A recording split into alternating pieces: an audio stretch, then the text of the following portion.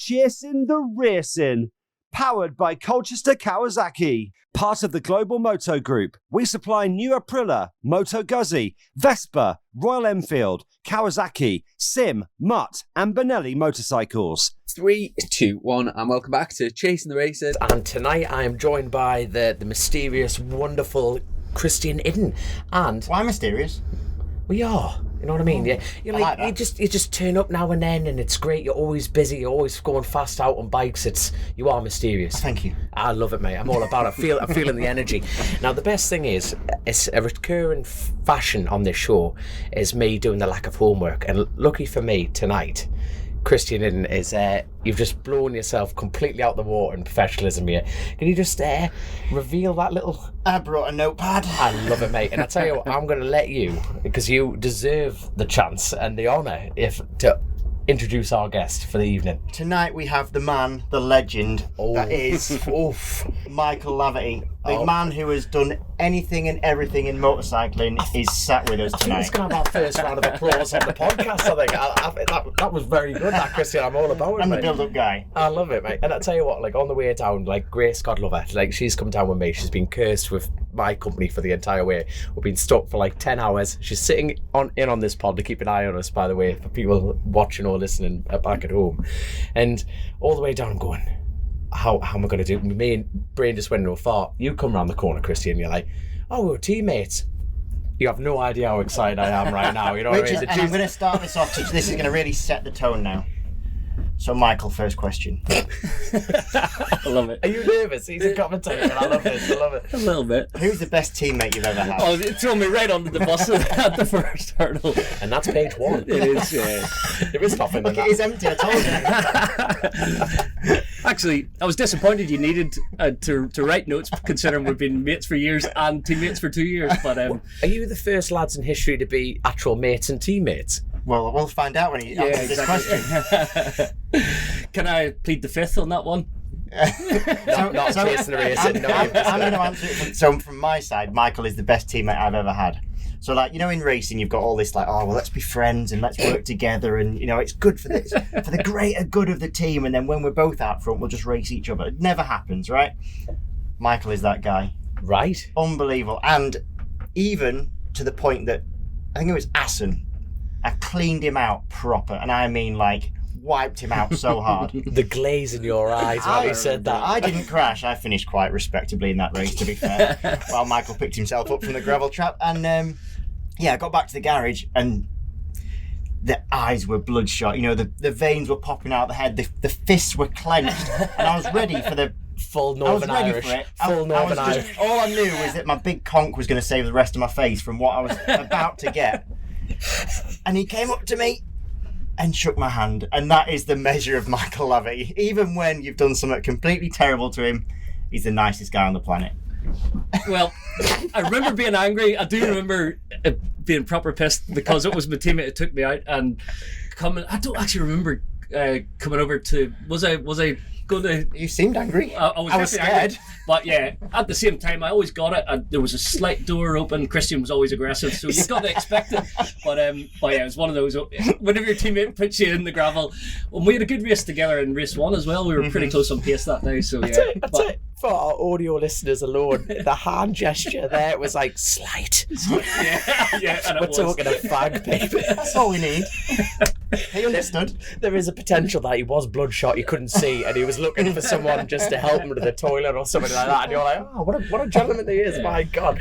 To be fair, I got on with most of my teammates, and we did get on really well. We trained together pre-season and everything, so we had a good relationship. And Christian had a really close friendship with my brother Eugene, so we always sort of knew each other for years ahead of it. But yeah, it's a hard one when you're put on the spot, because I did get on with every teammate. I think the only teammate probably I struggled the most with was Tommy Bridewell, because he actually wanted to fall out with me, but we never really properly fell out. Tommy, I always thought, would be better in a one-man team, as he was with the Oxford Ducati for years, but he seems to be working well with Glenn this year. But yeah, Tommy was probably the hardest teammate, but we have a lot of respect for each other. But everyone else I got on with, and I think you were probably one of the easiest teammates I had. We did have a proper good relationship. We actually genuinely wanted the best for each other. We wanted to improve the bike. We wanted to genuinely sit down, work out where we could both be better. And we did have a few good tough battles on track, and obviously Some other ones. some tough ones. But no, I think that's the best way because it made the whole garage environment quite enjoyable. We had good fun, both 2016 and 2018. I Yeah, think. mega. I've been very lucky that I've been to TAS. Can you call it headquarters? Yeah. When you call it headquarters, yeah, call it TAS headquarters. And the photos, you could just tell they were good years because all the photos are just you lot. And Well, the team, so many of your years were with that team, weren't they? But let's go right back because obviously Laverty Brothers Racing. yeah. It's a thing, you know. It is a big thing. Obviously, you've had a lot of success as a family. How did it all start? Yeah, Your dad was racing. my dad was a racer. Yeah, so my dad was a road racer in Ireland. Whenever we were young, we all had little bikes riding about on the fields at home. We grew up on a farm, and there was no real desire to race. So through our younger years, we rode, and me, John, and Eugene rode together. Eugene's got a twin brother, Eamon, who also had a bike and rode a little bit, but just never really had the bug for it. And it was only local friends that decided to go race schoolboy motocross, and we were like, oh, we'll tag along. I think I was 9 or 10. Actually, sorry, I did have a previous, I think it was maybe 6 or 7. My dad took me to a race and I cried, was scared because I had to ride, I was in a little QR50 Honda, and that time there was no automatic class. So I was going to go in with the 60s, and it scared me. I think I'd maybe done a lap in practice, came in and cried, and was like, no, just go home. And then 4 years later, whenever I was a little bit older, and I was actually on an 80 Kawasaki, we went and rode Desert Martin, had a few practice days, and then decided to race schoolboy motocross, and then realised I was actually on a bike too big for me, so I went back down to 60s. Me and John raced 60s, Eugene raced automatics, and we started a family-run motocross team that run for 6 years. And then all of a sudden, 1998, I decided to take up Tarmac racing. And that, again, no real desires to change. It was circumstances. Joe Miller, who run the 500 Grand Prix team at the time, was local to us, friendly with the family, and at the time he was sponsored by Honda Britain, Honda UK, and they were going to move into 500 GPs with the V-twin with Scott Smart, and as part of the package they got an RS125. So for my first year of racing, I got sponsored with a brand new RS125 from Joe Miller. I did a couple of club races at the end of 1997 just to try out and see if I liked it. Did he cry? I didn't cry that time. I'd grown up a little bit by then. I was 16 years old and decided. Future MotoGP rider crying at every first time. So yeah, then the family run team went from a schoolboy motocross team to Tarmac. For me, I was the only one old enough I was 16 that year, and I raced. And then the next year, John turned 16. He could get a license, and he joined Road 125. And then a year or so later, we doctored Eugene's birth certificate. He started a little bit too early. He wasn't actually old enough, but we got him a 125 before he was old enough to race. How much did you doctor it? I think it was only just maybe a year and a half. My mum would know better, but yeah, we had to... So your mum did it? My mum did it, yeah. Okay, now this is pre-computers. It was Tipex. Yeah, exactly. So we had to get him... We got him an MCI license. I think he maybe 14 and a half or 15, and back then you had to be 16, or maybe it was actually... There's 5 years of difference between me and Eugene, so maybe the age limit went down to 15 and we started him at 13, something around about that. But we definitely did modify it because at that point, as a family, we were travelling over to race in the British Championships, and Eugene and John managed, through our uncle, took them to schoolboy motocross racing for another year whilst I moved to Tarmac. And then the next year, when both me and John were racing, Eugene just had to take a year out, so he had a sabbatical because there was no funds and no people to run him. So he just waited and learnt a lot, hovering in around in the background. And then once we just decided, right, we're gonna have to get you racing, and back then we modified the birth certificate and got him out a little bit early. So was that a discussion at Christmas? I don't actually remember. I'm trying to picture the family round, you know what I mean? You've all had your dinner, you know what I mean? Grand's in the corner sleeping, and you're like, what a great idea. Mum just happens to get the birth certificates out. Oh, I've got a great idea. This is a great idea. Now, the first thing we've got to do about this great idea is never tell a soul until you're on a podcast. When we've all finished racing. We're all retired now, yeah. Eugene's finally stopped this year. But yeah, our house was manic because 6 kids, and then... 6 of you? Yeah, so 2 sisters as well, 4 boys, 2 girls. No TV. No TV. Typical Irish family in the 90s. 6 of us. And whenever friends come round, we're like, this is bedlam because everyone's talking across. It was normal. But even now, when I go home, I've been living in Wales for... It's not just bedlam, years. But so Michael's dad has got the strongest accent ever. So obviously, I spent a lot of time around the Laverty family, and I still have no idea what Michael's dad ever says. I get to the point where by the third time I've asked, what do you say? I go, I just nod or shake my head. Yeah. And then when I get a funny face, I realise it wasn't the right answer, so I do the opposite of what I did last time. And then that's kind of how I get the conversations. So whereabouts in Northern Ireland are you? Like, is the Laverty family from? So Toonbridge is our closest town, and it's about 30 minutes north of Belfast. So right, not a small village. I saw Belfast. I can hear your dad's accent right now. There, God, that's class. Is the shop still there? With the mural. With us in the window, it is still there. I was back recently. I haven't actually looked at it. Grace, we need to find this to place it in. There's a very cool. Hold up. This is inside crack. What shop? How did this shop? What? They're so famous, right? If you literally put Laverty, Northern Ireland, it will get to them. That is a thing. So whenever fans, actually normally German fans would send some photos, and sometimes they would just say Laverty, Northern Ireland, and the postman would finally get it to us eventually. But we're small. Imagine having a mural in your local village of you. It was me. What's your village? What's your village called? I'm sorry. There's Rossi and the Lavertys. I think that's the only time this could work. It was our local. Cool, isn't it? I'm doing this for crack now. Like, I didn't think it existed, and then I rode past. I got it's hooked to it. There. It's amazing. Let me just write bullshit. Yeah.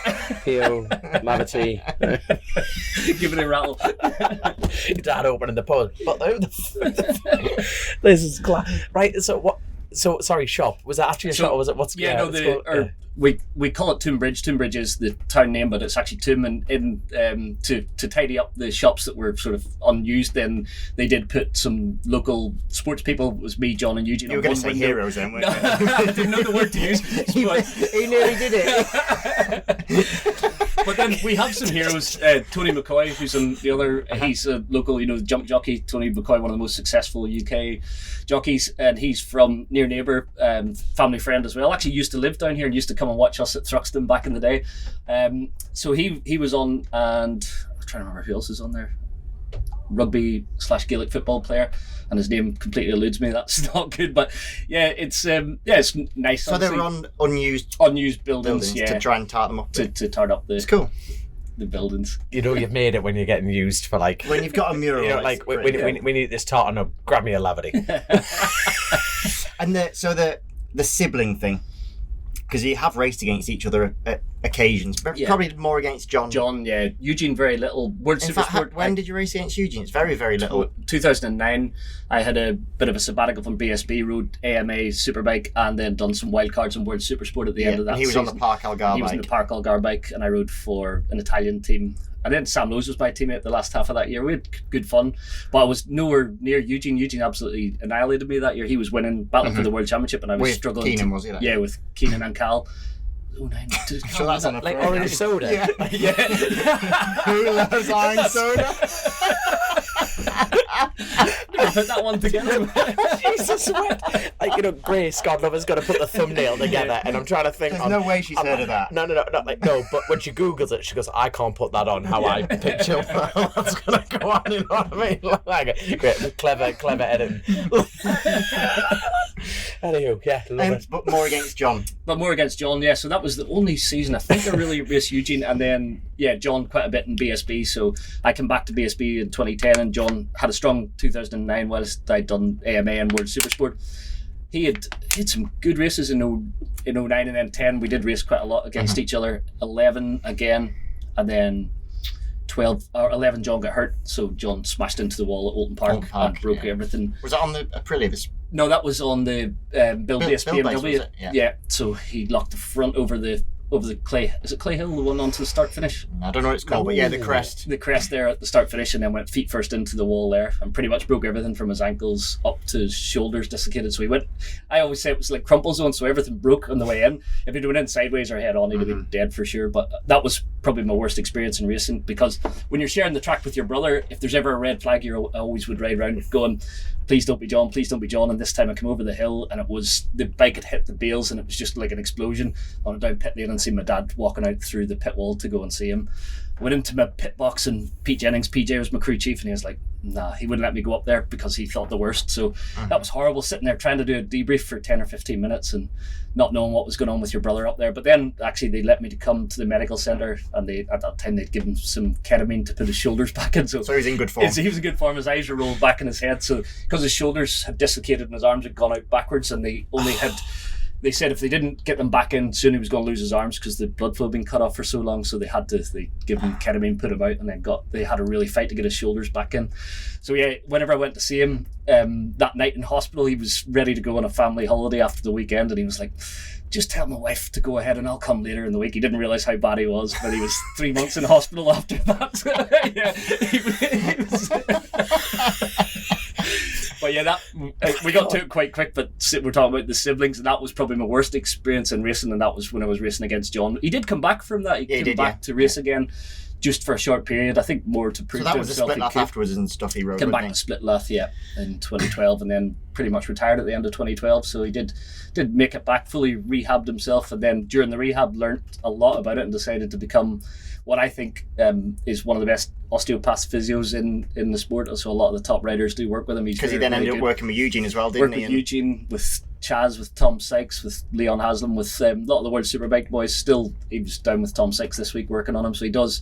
Yeah. He's we had a guy called Mickey Kerr in Northern Ireland who a lot of racers went to see as well, and he's just one of those quirky people who knows everything about the anatomy, really outside the box thinker, and he's the one who trained John initially, but yeah, John's picked up a lot of his traits and he's very, very good. And John's still in the paddock now? John's still in the paddock, so he's working with Leon Haslam's team, with the McManus boys. He's he helped Leon manage the team originally, now he's more on the crew chief side, but yeah, he does a bit of everything. So he come to help us in Assen recently at the Moto 3 and was working with Scott and Josh there, but yeah, he's good because he can go out on track. He's got his eyes and ears, he knows what's going on, so he can give them feedback on setup and riding and everything, but then can also treat the body and treat the mind away from the track. So yeah, he's a good asset to have in your corner. My God. Sorry, I feel like we've literally just jumped like a massive... No, it's great, and that's what the show is about, you know what I mean? There's definitely no script for this place, I'm telling you that for now, but like, I want to go back to, you know, that forged certificate, you know what I mean? The whole you know what I mean? The whole family have gone over, and you took the first step into tarmac racing, and did you immediately just fall in love with tarmac racing, or was it because your dad was doing it, or like... It was strange because I whenever I raced motocross, I loved motocross and knew everything about it. I was so into it that I almost lost touch. Prior to becoming a motocross rider, I was all about 500 GPs, about road racing in Ireland. I knew everything about it. I was an anorak. And then I lost that window when I was from 1992 to 1997 when I was racing motocross. Not that I still watched the 500 GPs and the TT and everything, but I wasn't as passionate about it. And then when we went and rode a local track at Nuts Corner, you could go and rent it for an hour for 45 quid back then, and you could go and ride. And Chris Dowd, family friend, was running a road race team at the time, and he borrowed a bike off of another Northern Irish racer, Jeff Shaw. He loaned me a 125 to go and try out.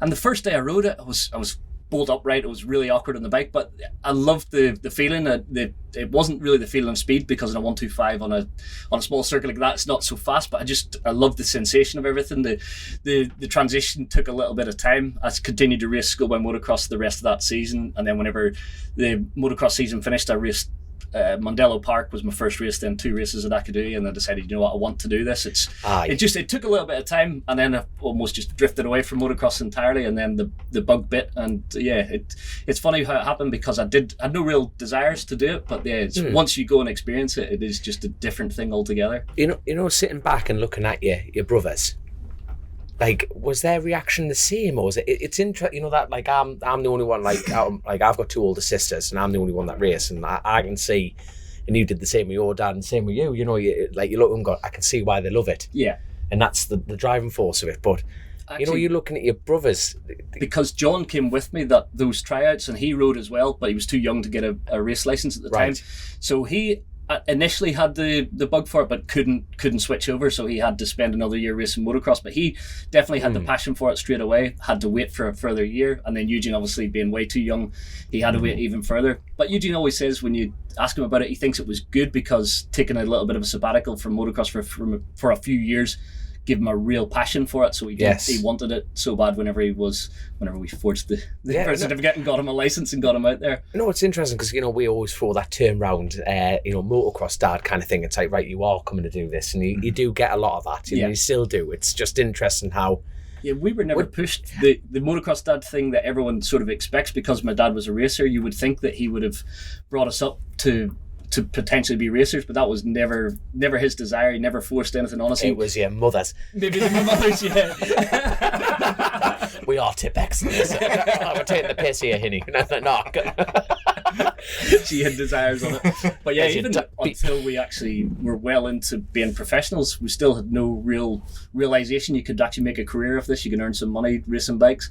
Weird how now that I'm running the team and seeing the youth now, they're always so focused on a career. That was never even crossed my mind until I was actually already earning some money doing this. Going, actually, maybe you can make a career of it. So it is so different. When I think back, I was from a previous era, almost the new generation. Everyone, they watch GPs, they watch Red Bull rookies, they see that there's a system to come through, and they all watch everything on YouTube, and it's so much more accessible than it was in the 90s. Whenever I wanted to make the transition across, you picked up your magazines, you read about all your latest mean the information's more accessible?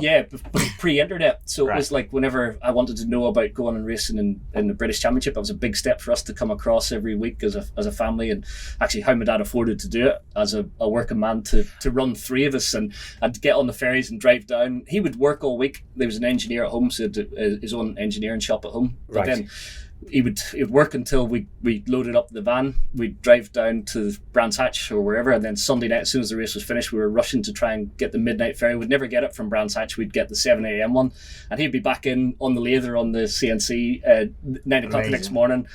We'd mostly go to school, but sometimes we'd sleep in. But yeah, normally we would get back to school on a Monday.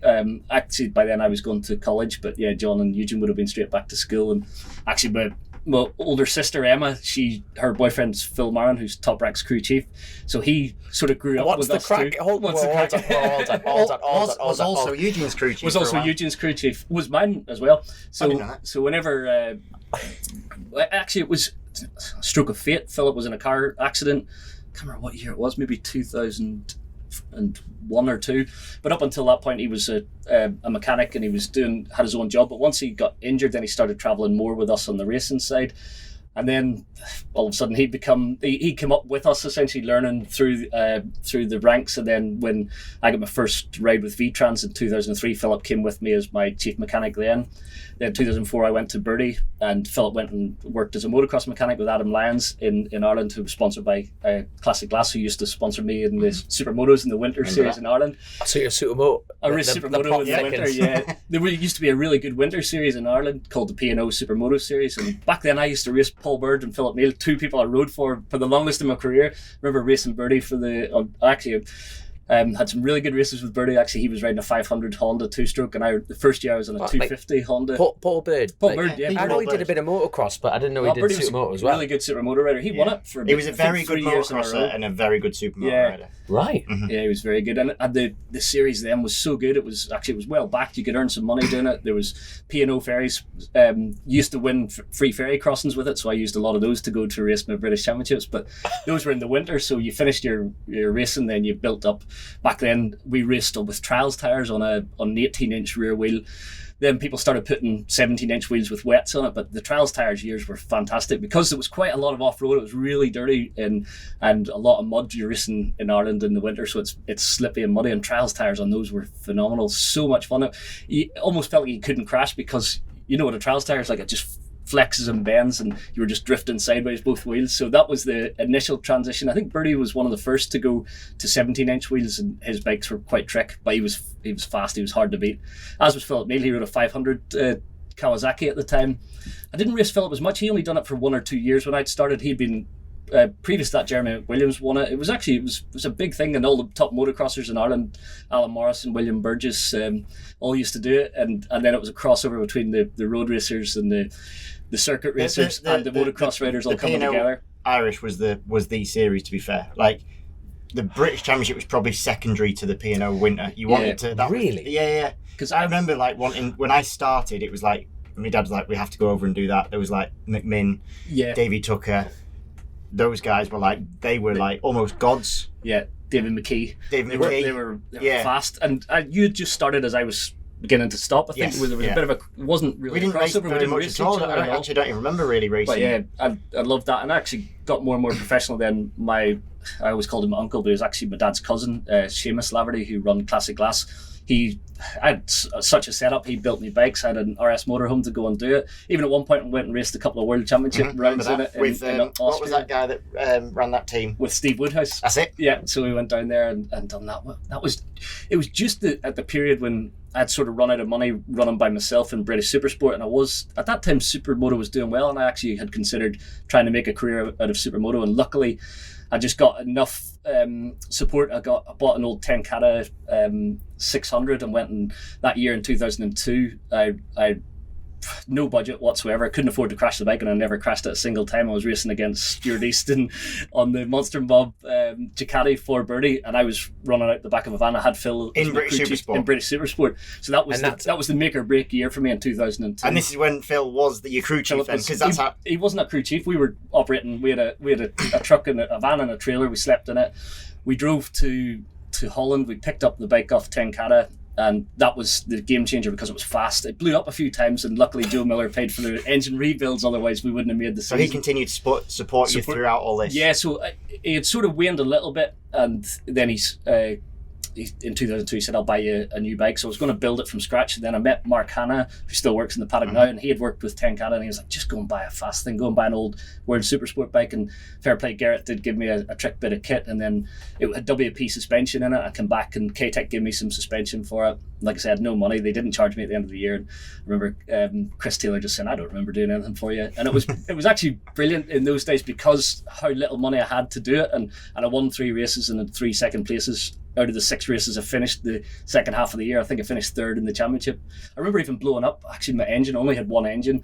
Scott Smart was trying to beat Stuart for the championship, and he come and said, "I'll lend you an engine if you try and help me beat Stuart." And he never forgave me to the day because I beat him with his engine in his bike at Alton Park. But I had genuine intentions to let him past at the end of the race. But I remember I was catching Stuart, so I just got my head down, and then I forgot, and I almost beat Stuart to the line, but Stuart pipped me. So Stuart finished first, I finished second. I took 4 more points off of Scott with his engine. So I always felt bad for that. Were they crucial? It didn't end up the crucial at the end. Stuart would have won it either way, but yeah, that was one of those. No, you're not brushing this over. It's one of those. Oh, no, look, I'm sorry, but this show, it delves on detail, and I need to know, you crossed the line, what was the first word? Shit? Or a little bit, yeah. I remember going around the lap and then because your nose isn't as big as him to take a slap. Holy shit, I've messed up here big time because Scott was well, we're still mates now, but it was such a nice thing for him to do. Yeah. He knew that I didn't have a spare engine, and it blew up on me 3 times that year. When one of the weekends, I remember at Brands Hatch, I just didn't have a spare engine, so I pulled my old 125 out of the. I'd actually would have raced Eugene and John that day, so I pulled my old 125 out of the van on the Saturday morning, and I put it in the front row of the grid, and I battled for the win, but my bike was a slug, so I think I finished 4th or 5th, but it was such a good race. I remember scrapping. So you went there to race Supersport, you thought, but it blew up, so you just went. Friday, so, and you nearly won the 125. And I nearly won the 125. So I had a 125 from the previous season. That's and we amazing. Always carried it around in the back of the van, so I got it out. I remember John Pearson was racing in the battle at the time. And he said, "Hey, I felt bad every lap because my bike was a slug, and he just kept passing me down the straight. But I was riding my absolute nuts off because I think because you stepped down from a 600 back onto a 125, you threw it about like a toy. And I was racing with Guy Fairbrother and Sam Owens, and there was Chris Martin. It was a good battle. There was about 6 or 7 of us battling for the win that day. I didn't get the podium. I was heartbroken, but it was a good scrap. I remember fighting for it. And that was 02. That was 02. And was 02 like the first year when things started to come good for you, where it started to be like a realization of this can be a thing? Yeah, but still not thinking I could make a career off it. That I could maybe just get into a team in British Supersport, and I would have a mechanics, and I'd have bikes prepped. At that time I was driving back and forth and prepping my own bikes. I've been never that good mechanically. Luckily I had Phil there. Yeah. But yeah, I was doing everything myself, and like I say, just scraping by. I remember I would only allow myself 1 set of new tyres a weekend for the race, and then I'd qualify on scrubs. Sometimes because back then you used to win tyres for the podiums as well. Actually, I remember I finished the year because it was so tight, and I had about 10 vouchers left for the tyres. Because you used to win, whatever it was, 3 tyres or something for a win, and for second or third. So I was so tight then, I hadn't used up the tyres because I got used to making it through a weekend with just one new set or two new rears and one new front. And then I got to the end of the year thinking, I've got all these vouchers for tyres. I'll just get them next season, cash them in and sell the tyres. And then Dunlop didn't give them to me because I'd moved to V-Trans and went to Pirelli. So I was heartbroken. I was like, so yeah, but back then, like I said, it literally was just scraping by. My dad financed it. Joe Miller bought the bike, and I don't know how I was actually racing in Ireland back then, and there was some cigarette money, so you could race in the Irish superbikes. It was the Lambert and Butler series and the Regal series for Supersport, and you could win 600 odd quid a day or something, or per race in those. So you could come out of the day, if you won the big race, which might be $1,000, you could come out with 4 or 5 grand, and that helped fund my racing to go to the British Championship. And yeah, that was the breakthrough. It really was make or break. And then I got a call from Robbie Burns at the end of 2002, and he offered me a ride, and it was the first time I ever rode for someone else then in 2003, and brought Phil with me as my mechanic, and that was and Robbie started, because he started as just a brand new team, did he not? Yeah, 2002. I remember, because it was the V-Trans, they were bright yellow with black outline, really cool looking things, and it was you with Callum Ramsey initially, and then Dean Thomas. So Callum Ramsey had raced for Hondas. The previous year he was racing Suzuki, and they were running more privately than V-Trans became then for 2003. So Robbie he just bought a new truck, went to Tenkata and bought all the bikes, and we did have it was sponsored by Pirelli, but it was yellow like the Tenkata bikes, and it was a big step for us we were a brand new team. Robbie lived up just outside Bathgate in Scotland. Philip lived there a lot of the year. I remember staying a lot of the season up there. But yeah, it was good times, it was good fun, and yeah, we just cracked on as a brand new team, and we done some World Supersport wildcards and everything that year. It was good, yeah, really good memories. This is just class. I can't believe, the thing is, we always end up rounding. I'm not rounding it off. I sound like I'm rounding it off now, but you end up going, what was the happiest years? That sound like, the way you actually put that across sounds like the best years of your life. Was the best years pre becoming pro or post becoming pro? That's a good question actually, because I haven't actually thought about my early years in quite a long time, because you know what you're like in bike racing, you're always focused on the next thing. But when you think back, and I remember doing an interview and saying, actually, I don't know if I'm looking at it with rose tinted glasses, that you forget all the hard sweat and the tears, and they haven't got enough money in the exactly. Yeah, obviously, I don't know how my mum and dad did it. Raised a family of 6 kids, 3 of them racing bikes, and obviously my sisters and Eamon, my brother. Did they contract you up early, by the way? You're still paying them off? It should be, maybe. Your mum. But yeah, those were such good years actually, privately. But then I do think actually becoming professional then changes everything. And I maybe enjoyed my racing too much, and possibly why I didn't have as much success as maybe I had the speed to have, because I was happy if I finished second or third, whereas winners are never happy with second or third. They're so driven. So maybe I wasn't as driven as I needed to be. I enjoyed being part of it all. I enjoyed the whole process of being a racer. I enjoyed being in this paddock. I enjoyed being in World Superbike and in AMA and MotoGP. So I got to experience everything. World Endurance. I loved World Endurance actually. I didn't get to do it long enough.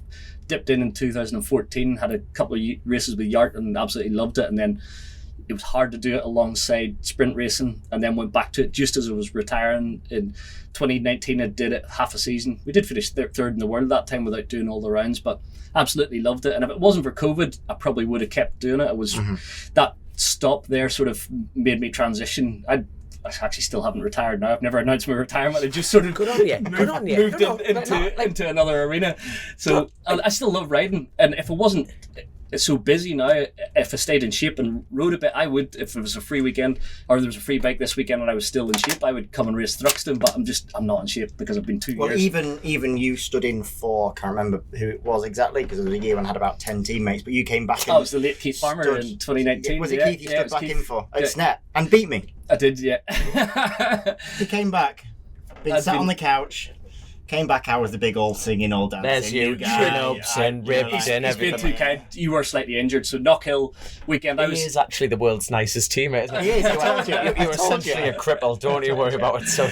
But I was in Laguna Seca with Chaz. I was working as his assistant then in 2019, and I remember watching BSB that evening in the hotel, and Keith had crashed and got hurt, and then you crashed and got hurt, and I was like... So that was the Knockhill, so we both had bad legs? Yeah, you both had bad legs. So so basically at Knockhill, Tyco BMW went home with, out of 4 legs, only one that wasn't broken. Yeah.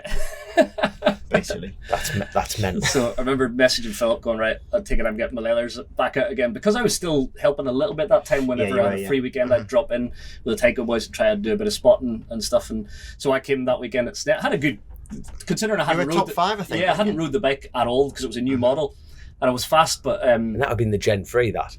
Yeah, that was the first time I rode it, and it was a good step from the 2018 chassis. So I remember getting on it and loving it. Actually, I remember spent the Friday, it was slightly bent from Keith's crash because I could turn right good and I couldn't turn left. And then remember they rebuilt the frame overnight, rebuilt a new chassis on Saturday morning, and then I actually got my head into it.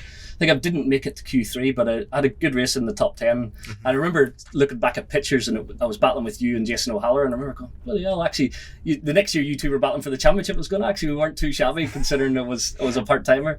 Sorry, I think I blacked out slightly at the beginning. How long were you on the couch, like being a couch potato? Yeah, I just hadn't raced that year, so that was 1 year out. I think you'd done some endurance already that year, actually, I had maybe done Le Mans 24 hours. So that's it. 2019 was my first year full-time TV, but I was doing a bit of world endurance, so I'd raced Le Mans 24 hour. And actually, I remember because Keith Ewan always gave me stick because we had a lot of drink and a lot of food that week in Texas, and then I flew home from Texas, and the Monday was on track then that weekend for Le Mans. I was fast, I was still good. And you were carb loading? Yeah, I was carb loading, that's it. I tell you what, I'm so happy you said you drink, because that was going to be my questions. Do you actually have a drink? Because I can just see you sitting there watching the telly going, I've still fucking got it. Where's my phone? Phil, I've got the levers. There'll be a bit of a squeeze, but I'm having them. It's funny because I never drank through my racing, but not through choice, just I didn't like it. So I had some mates at home, if I would go home in the winter, they'd absolutely poison me with alcohol and I'd go never again. So I literally didn't drink all season because I didn't want to, but now flush training. I blame Colin Edwards, Neil Hodgson, Keith Ewan, everyone that year. The first year on TV, they introduced me to beer, and I hated beer before. And then once you acquire the taste, and then you become a sociable drinker, and that's what I reckon. I'm like 10 kilos up from a racing weight, and it's all beer. So yeah, I've got a beer belly, but I enjoy the sociable side now, and I enjoy because I work hard. So it's one way to de-stress. It's not the right way to do it. I should go training or cycling or running because that's probably better. But it's your switch off. But it's my switch off, and sometimes actually I've tell my friends last year. I thought you were going to pull a bottle from out from there. It's my switch off. But I remember last year I had so much work on a plate that I used to work long hours into the night. And I remember, like, sometimes I'd be drinking gin and tonics. I'd work to 3 a.m. and I'd finish my VAT returning. But I didn't realise I'd get up the next morning thinking I had a lot of work to do. I was like, hell, you done all right there last night. I'd maybe have to check the numbers again. But yeah, it did help me through last season. I was working so many jobs trying to run a British Talent Cup team, move into the Junior GP series, have the first year of Moto 3. So I was building 3 teams from scratch in a short period, and then doing everything because I didn't quite have the budget. So in the Spanish Championship, I would drive the truck and manage the parts and manage the team. Then fly from there, because in Spain you have to be there so early. You got to be there on a Tuesday, set up on a Wednesday, then they practice on a Thursday. So I had to come back from a GP, get to the workshop in Barcelona, drive the truck down to Portimao or Jerez, get there and then help set up. And I remember even at the start I was unloading the truck and loading the truck, and at the same time paying all the bills, paying all the staff, organising the flights for all the GP team around the world. I was doing everything, and not because on gin and tonic, that was the fuel. But yeah, but I'd done too much. But in a way, wow, it was really good because not only this, Michael also has a beautiful family at home. So there's family life as well as that. Yeah, that was the big change. So at the end of 2021, when we announced the team, I'd just had a baby boy. So Leo was born September the 1st, 2021, just as we announced we're starting up a race team in Grand Prix. So luckily my long-suffering wife Jodie is very understanding, is passionate. Do you know what? She's so understanding. Well, I remember the first time we went testing, right? And you know how it is, you go there and you were away for like 2 weeks or something, and like you phone your girlfriends and your wives or whatever, and we were sharing a room, so I'd always scoot out the room and go and like make the phone call. But Michael never ever left the room, ever. And it got to the point like about 12 days into this trip, I'm like, you spoke to Jodie at all? You know, like, do you even talk to each other? He went, yeah, I texted the other night. And that's why I'm happily married. To be fair, that is a happy marriage. It is, and that's why it works actually, because whenever I go away, Jodie leaves me to do my own thing. We message on WhatsApp and send video messages now more so we communicate because of Leo. But prior to Leo, we probably he's got his head stuck in the toilet. LOL. Yeah, Jodie would just leave me crack on. But yeah, so no, she's been. If it wasn't for the support of Jodie, I probably wouldn't be able to do all I've done over the years. She's been so supportive and understanding understanding. Most of my friends would not be allowed to go away for. And for those that don't know, that's Chaz's sister. So just to tie all this in nicely. It is. It's very nicely tied in. Slightly incestuous whenever you think of the motorbike racing world is. It's like a family tree, but no, you got Northern Ireland and Wales. Good. There's quite a. It is still. But within this group, there's this absolute like motorcycling gold within a very small.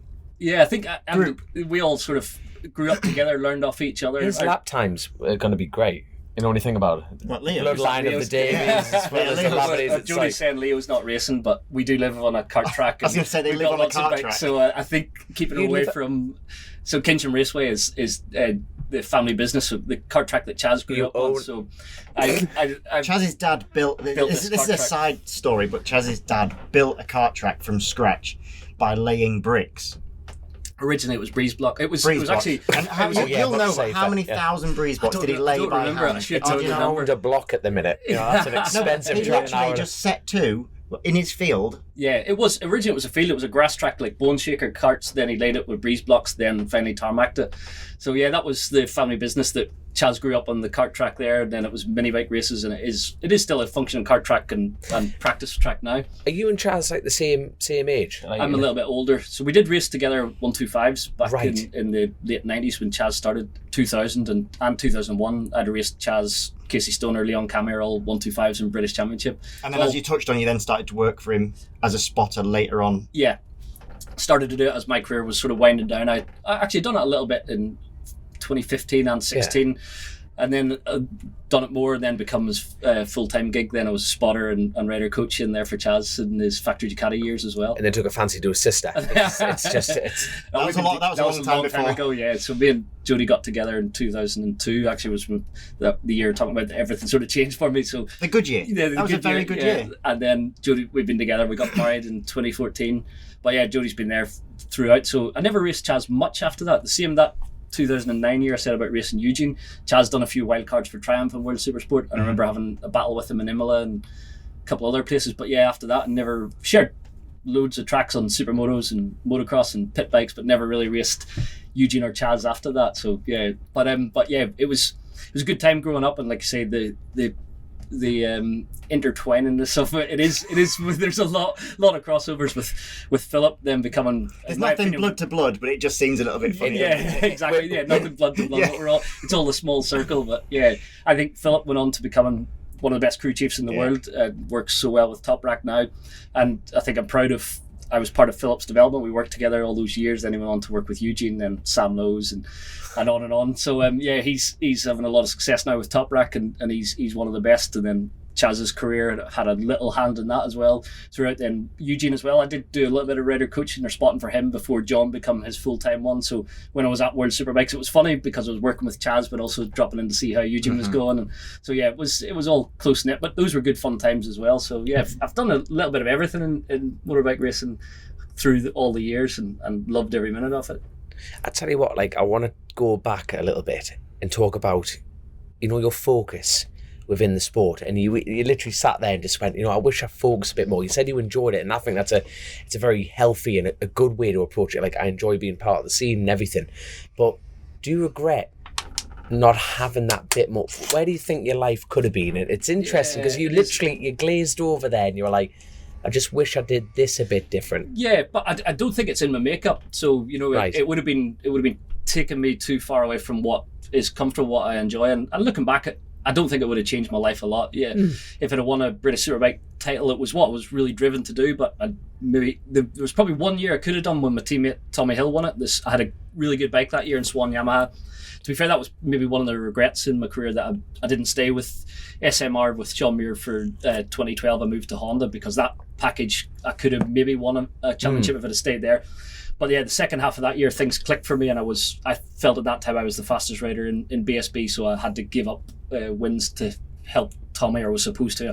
Actually, Sean fell out with me. Did you forget again? I forgot. No, I didn't forget. Brands Hatch finale. Tommy was feeling the pressure coming in, and it was a Saturday afternoon race, and I was supposed to let Tommy pass, but I went and won the race because I had really good pace. The bike was working so well. I was out front. Brooksy was chasing me, and I was like, well, what am I going to do? I was getting the signal on my pit board every lap, but Tommy wasn't there, so I went on and won the race. And that evening, Sean tore up my contract for the next year. But then we patched it up, and in the end I didn't stay. But yeah, Sean Are we was talking not physical, like stood there and no, he didn't actually do it, but in his head he had done it, metaphorically.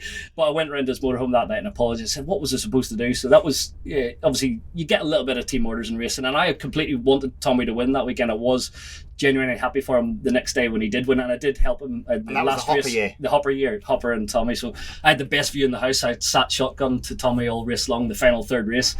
And I could you have had any hand in that? I could have, yeah. At one point, I almost thought I'll try and pass Hopper about 5 laps from the end when Tommy went to the front, and I went for it at Druids, and I backed out because it was going to make contact. And I was like, I do not want to be the one who takes down this championship. So I was trying to do my best for the team to get in between to give Tommy a little bit of a buffer, but then it wasn't going to happen cleanly. And annoyingly, I went one fork rate stiffer for the last race, and the bike just wasn't as good. It was sitting a little bit high, especially as I wasn't attacking as much because I was sitting behind. So I remember thinking, I don't quite have the pace I had when I won the night before. So I won that race with such good pace consistently in the 25s back. That was 2011. Flip, we were doing 26s this year, so that shows how fast it was. It's funny, I was watching the race the other day, and you boys were lapping mid 26s in the first race, and Flip, yeah, and he was sounding over going. We were trying to tell exactly that. You just asked me. I've still got it. But yeah, that was Jody, get the ladders out. What that bike did. I'm needed. That was the next World Superbike chassis. That thing was. It was probably the best bike I rode. Some of the Aprilias I rode when I test rode the GP bike for them was maybe a bit better, but that package was fantastic, and I just wish I'd have unlocked it a little bit sooner.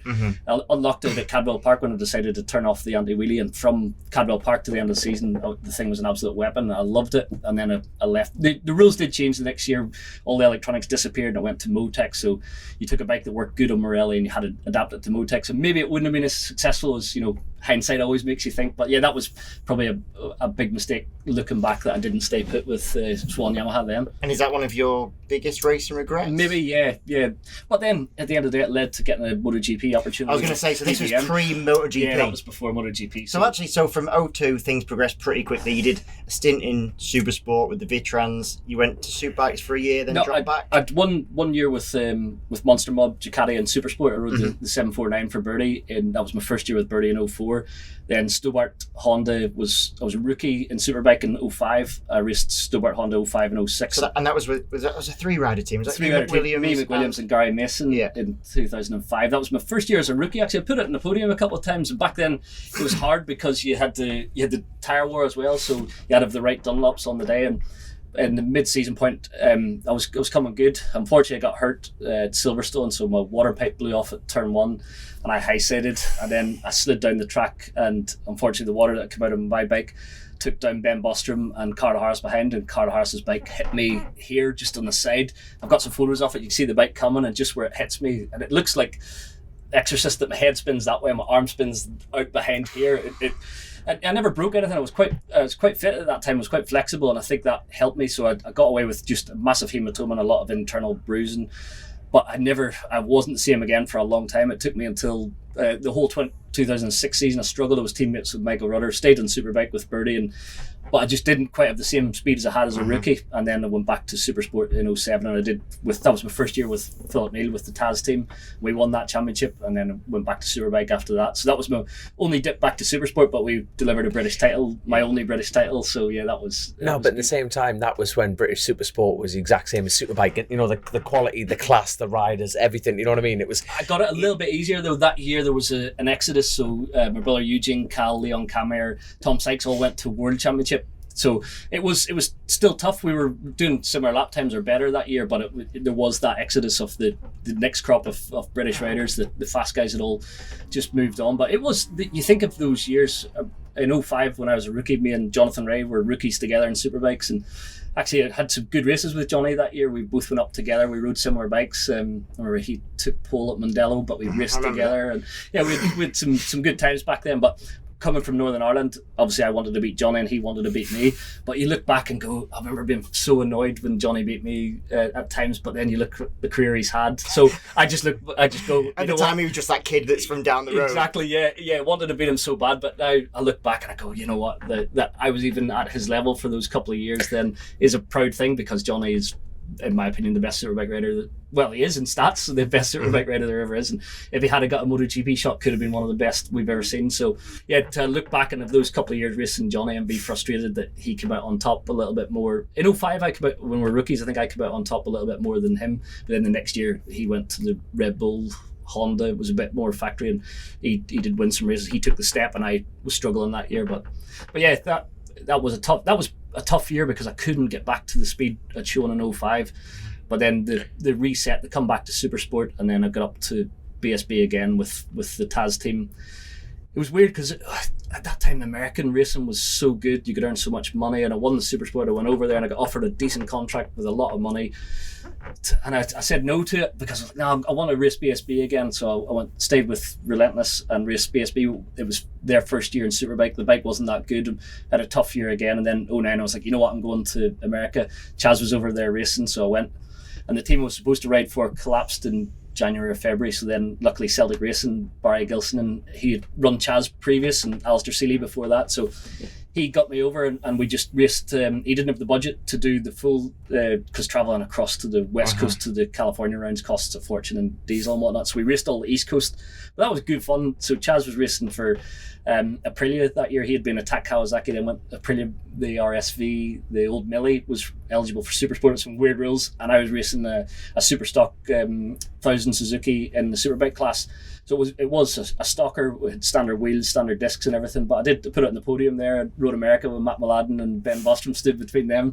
That was good fun actually. I had some really good races with Josh Hayes and doing Daytona on a Superbike, and I remember racing on the AMA Superbike race on that day with Josh Hayes across the line. I think he just got me by half a wheel, but done actually scarily now when I think back, I'd done an endurance race just to learn the track the week before on a 1000cc bike, and I didn't change tires, so it wasn't the full 200 miler, but it was pretty close. I remember not really knowing, and some of the boys after the race sent to me, when we seen you go out pit lane again and not changing tires, we were like, oh man, because at that time tires were popping. That's why they made the Daytona 200 600. So I was running around the bank in full gas and the thing's spinning up onto there because they're bowling ball tires, so they did spin all the way up the hill to the bank, and then you rode around the top of the bank in full gas, counted the posts when to come back down off, then you brushed the wall on the way back off there. That was the closest I ever got to road racing, but it was such a buzz. But yeah, that was good fun actually going to experience Daytona, Road America. I remember racing Hodgie a lot that year in 09. He was in the Corona Honda, and he had successful years there with Ducati and factory Honda, and then the bike level was coming down. He was slightly injured with his shoulder, so we had some good races together, but it wasn't the Neil Hodgson World Superbike rider. He was debilitated because he couldn't push or pull too hard with his shoulder. But I had some good races with Hodgie that year. I had such a good experience just to travel America, and we jumped in the RV, me and Chaz and William Myers, my chief mechanic, and Barry, and we would just set across all the way across country and it was days of traveling to the next event. But yeah, those were good times as well. Good experience to go and do something completely different. I remember actually Hodgie coming up to me at Daytona, and he was like, shook my hand, he goes, oh, fair play, because I had turned down some decent paying BSB rides that year to go and do that. And he's like, it's nice to see someone just go outside the norm and do something different. And probably wasn't the best move career-wise, but it was a good life experience, and it was something that probably, it made me actually, that was a good thing. It made me appreciate coming back to BSB and having a paid ride again and having good tools and everything at my disposal. That was almost a step back to doing it a little bit yourself. Wasn't earning anything that year, was paying all my own flight. I had some help here and there with flights and stuff, but yeah, for a few years I'd earned some money, and then I was eating through it that year, traveling to World Supersport to race, traveling to America to race. I wasn't paying for tires or costing that. It was just hotels, flights, and doing all that. It soon eats through any money you'd saved up. But yeah, then it made me appreciate. I remember the email I sent to Philip with the desire. I was hungry to ride his bike again next year. He really loved that hunger. But me and Philip always had a good relationship, a friendly relationship, and I rode for him.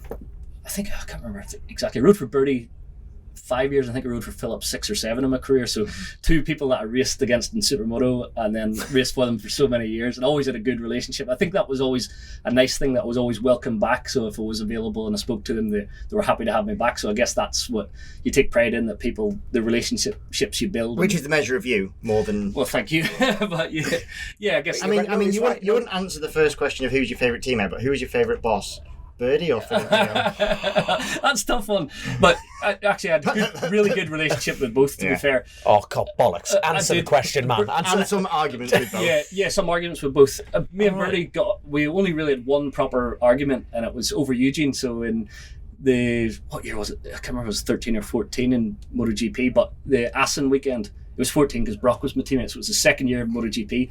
But Assen, it had rained on the grid, and Brock crashed in the warm-up lap and had to start the race from slicks. But because he started in the spare bike from slicks, he actually led the race for a bit, and I pitted really early. So I was following Scott Redding around, and I was like, this is time for slicks. So I went really early, came down, and the team hadn't the bike ready, so I had to go around. Oh, never. And then I came around again, and it still wasn't ready, so I had to go around. So my race was done, and Eugene said something on Twitter that Bertie didn't like, more or less. That was my chance in GP to actually lead a race or be up there because of the conditions. And then Bertie took it bad, so I got summoned up to the workshop. And I'd come back from Assen on the Monday by normal channels, whether it was flying or whatever, and Bertie had helicoptered back or jetted back, but I had to drive. I remember Phil Borley was the team manager at the time, said, you have to come up to the workshop. And I was like, I have to drive 6 hours up here to get a telling off. Do it really? And he's like, just do it. Just go in there, nod, take your telling off. But I remember as I drove up there that day, I got more and more angry. And I'm not an angry person, but it was winding me up because I'd set off at 5 a.m. in the morning to get up there for 10 o'clock or whatever. To get told so off. did you have 6 hours of building yourself up for this?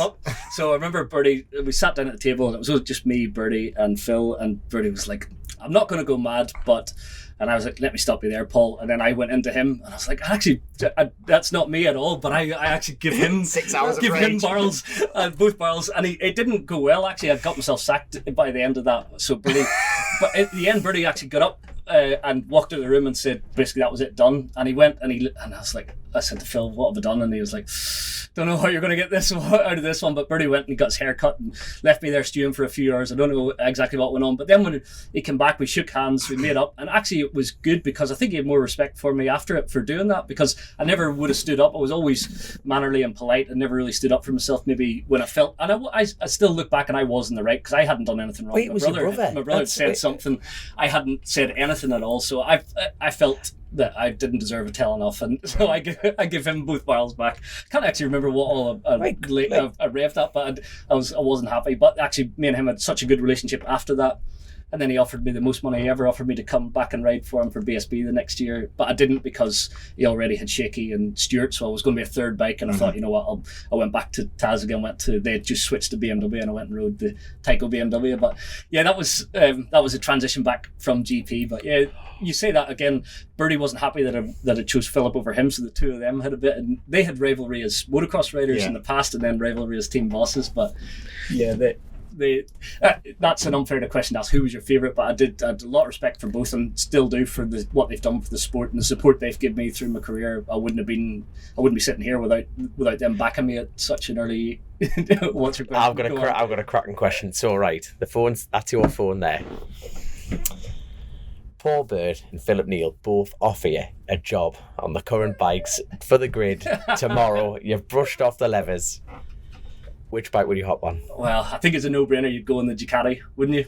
And the BMW. See, the wind's there. You know what I mean? No. It's you know what I mean. The wind's there. Like you want to win. When you get on a bike. The thing is, I spent 3 years in BMWs when I come back to BSB, and I think looking back, that was maybe a wrong decision. The BM wasn't the bike to be on in 15, 16, and 18. I got that.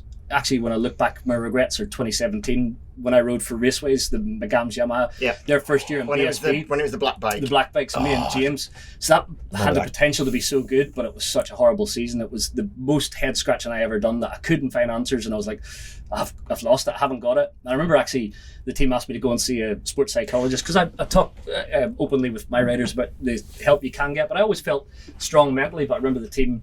I had such a problem with chatter for the first half of the year, and I remember they asked me to go and see a sports psychologist, and I was like, I don't see how it's going to fix the chatter, but I'm happy to do whatever. And I went and seen them, and actually it was a good experience because it made me realise I wasn't enjoying it. I was putting too much pressure on myself. I was not having success, or it wasn't even the lack of success, it was the lack of answers, the chatter, the struggles. then we finally fixed the chatter at Cadwell Park, which was only about 3 or 4 rounds to the end of the season, and it didn't really step up from there. And I was like, maybe I have lost it. But actually, a lot was electronics. So even though Motec's like a control ECU, you think you can't do a lot with it, but the way the torque was mapped, it was for a rider to open the throttle aggressively, and I've always been really gentle, really smooth, and it just didn't work. And then for the very last round, I got to change the electronics to the way I wanted. So PJ was my crew chief, started doing it for me, and all of a sudden I was in podium contention. So I battled, I did get a podium in the wet that year, but I struggled so bad until the very last round at Brands Hatch, and then everyone thinks, oh, he just wants a job for next year, he's got his finger out of his ass. But actually it was genuinely a massive change. It was frustrating because I did think it earlier in the year, but I didn't have conviction in my. I should have fought. That's, I was too mannerly, too just thought I was the problem, and I really wasn't. So that had all the hallmarks of being such a good year. The Yamaha was such a good bike, and I was only got to ride it as I could ride it at the very last round. So I remember actually battling with you that day, because you were on fire that last round at Brands, and I had some good scraps with you. I remember turning up that Friday, and I had struggled so bad that year. FP2, I went out and put it P2, and I'm like, bloody hell, it's not me after all. So it was such a nice feeling when you feel slightly a bit of redemption, or you realise you haven't lost it. It wasn't you that was the problem all along. But actually, again, in some ways, it was Raceway's first year as a BSB team, so there was always going to be a few teething issues. If you knew what you knew now with how successful they've been. Exactly, yeah, we'd have fixed it. But yeah, you had to learn the hard way sometimes. But at the same time, the problem was James Ellison was having success as my teammate, and I always thought, previous years I'd battled James when I was riding a BM and he was on a Kawasaki, but we were poles apart from in a couple of races. I wasn't able to touch him, but he rode in that manner. He was able to use that such a smooth torque model. And actually I rode the bike in 2019 again I was supposed to write an MCM feature at Cadwell. That test, the Thursday evening test, I got to ride every BSB bike, and I did write the article, but I don't know what happened, but it never got put to press. But I got Birdie give me a spin in Brooksy's bike. I rode the Tyco bike. I rode Taz's bike again. I remember getting back on it. I was like, oh, that just reminds me of the bike in 2017. So docile. And the problem is, if it's too soft, you don't get any extension from the shock. You don't get any wheel rate. It just didn't feel. It never worked right. So with the way I opened the throttle, if you rode it the way Taz did and you just opened it, then fine, it all works. So yeah, it was a big learning experience actually. But yeah, I wish I knew then what I know now, because you'd have fixed it after 1 or 2 races. But yeah, that was a tough time, but it's good as well. Whenever you look back, it did make you look inward, and then still had the desire to go again. But I only done one more season then in BSB in 2018, and I had no plans to retire as well, because I got to the end of the season. Me and you were teammates again in 18. I had 1 podium that year, I think. Yeah, 1 podium in the wet at Brands, and then got to the end of the year, or towards the end of the year, and I got offered the full-time gig at BT. I was doing it part-time on the side. Well, I can remember I came into your motorhome, you wanted to have a chat with me. And that's right, yeah. It was quite nice because you can ask I don't know about confided in me, but you sort of asked my opinion about, and I was like, that's a serious gig. Yeah. Yeah, and that was your sort of switch that was the switch off from full-time racing to punditry or commentary. At that time I still had the desire. I think I was 37, and I'd started doing the TV on the side with BT Sport that year, and I think I'd done 7 or 8 races, and then they offered me a full-time gig on a 3-year contract. I'm like, a 3-year contract? You'd never get 3-year contracts in racing, so it was a bit of security. I remember at first thinking I'm not going to do it, and it was my brother John who was like, are you mad? Until you step away from racing, you don't realise it engulfs everything. Racing encompasses all whilst you're sort of in the bubble. And he's like, he had been retired a few years, and he was like, honestly, don't turn down that, because you don't know if I was like, I can do that when I stop. He's like, you don't know if you decide to stop in 1, 2, 3 years, and it's only going to get harder from here to get the best bikes. And you don't know if they're ever going to even get off you that ever again. Exactly. So, I mean, when Michael asked me, to be fair, I was like, yeah, go get it. I was thinking that's one less rider to be. Clever, very clever, very, very clever. But the one thing you did brush over, because you brushed over it very nonchalantly, is the fact that you did 2 years in MotoGP. Yeah. So talk us through MotoGP, because getting to MotoGP, obviously you did your bit before, you sort of brushed over a little bit about what you did in Superbike, but you had some great success, but then you went to MotoGP. Like, how was that? I know it was a difficult seasons in terms of it was CRT versus, it wasn't a level playing field, not even close. No. But how was the experience? Yeah, awesome. I look back and it was a shame. Imagine you got that opportunity now, and every bike on the grid's capable of up at the top 10 in it. But realistically, our bikes were superbike engines. Were so much slower than GP bikes. When they went past, it was like being on a supersport bike against a superbike. They passed you so fast. But I remember turning up the first test in Sepang, and actually when Bertie proposed me, I was 31 or 32 at the time, maybe 31, and Iddon and Dorna weren't too keen, so you're already sort of past it for GP spec, but they were like, no, it's nice to have another British rider with a British team. So got the shot at it, and then the first test I was fast, so I rode the Aprilia at the first test in Sepang, and I was second CRT, so I beat Depunier. I think it was just behind Alicia Spargo, but it was who's still going quite well. So yeah, they were on the Aprilias as well. But yeah, I spent 2 days learning the carbon brakes and the Bridgestone tyres, and then the third day I was like, you know what, I'm not far away. I'm starting to feel this, and I put in some good laps right at the end, and I was second in the CRT race, but it still was whatever 15th, 16th overall. But it was mega, that feeling, and people going, bloody hell, he can ride a bit. So that was nice. It actually meant that the people in the paddock respected you a little bit. But so you did get that respect, even though because sometimes it's hard if you're in a secondary. We've had it before with Superbike and Superbike Evo and those sort of things. People on the outside don't always know the ins and outs, and they just say, oh, P15, he's a P15 guy, but it's not like that. Motorsport is not... Yeah. It's not black and white, is it? We're riders and jockeys. We're jockeys and horses, it makes a big difference. Yeah, definitely. The tools I had, you were never going to be in the top 10. Every now and again I could creep close. Remember Sachsenring getting within a second of the pole where time. The power wasn't quite a thing, and I remember high-siding to the moon the next lap. But I was going quite faster in there. It was all about turning. You still needed the horsepower and acceleration. But yeah, when I turned up at round 1, my first ever GP in Qatar, and Jorge Lorenzo come and shook my hand and welcomed me to the paddock, I was like, oh, that's nice, as the world champion.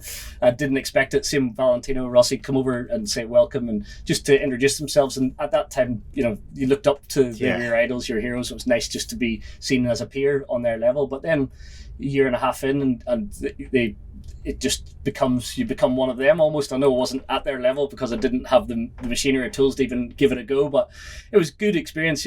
Colin Edwards was riding CRT, and obviously he'd come off a factory bike, and when you're racing Colin head to head and having some good battles with him, then the likes of Valentino gives you the respect, because Valentino was Colin's teammate and knows the level he rides at. So I guess then you that's get that's class. It was quite a cool experience. But the hard thing was you never had anything at the end of the weekend. So I had my targets to finish within 1 minute of Marc Marquez. So if you could do that at the end of a race, you knew you'd done a hell of a race. But that's, no one else appreciated. Whenever you nailed everything, you knew you'd got everything out of it, but then no one... But only 5 or 6 of you knew that. You knew it, exactly. You'd script a couple of points. You'd maybe finished second in CRT, because I never really beat Aleix much. He was that was when he was on that Power Electronics Aspar bike, was it? The Aspar Aprilia. He had a little bit more over the rest of us.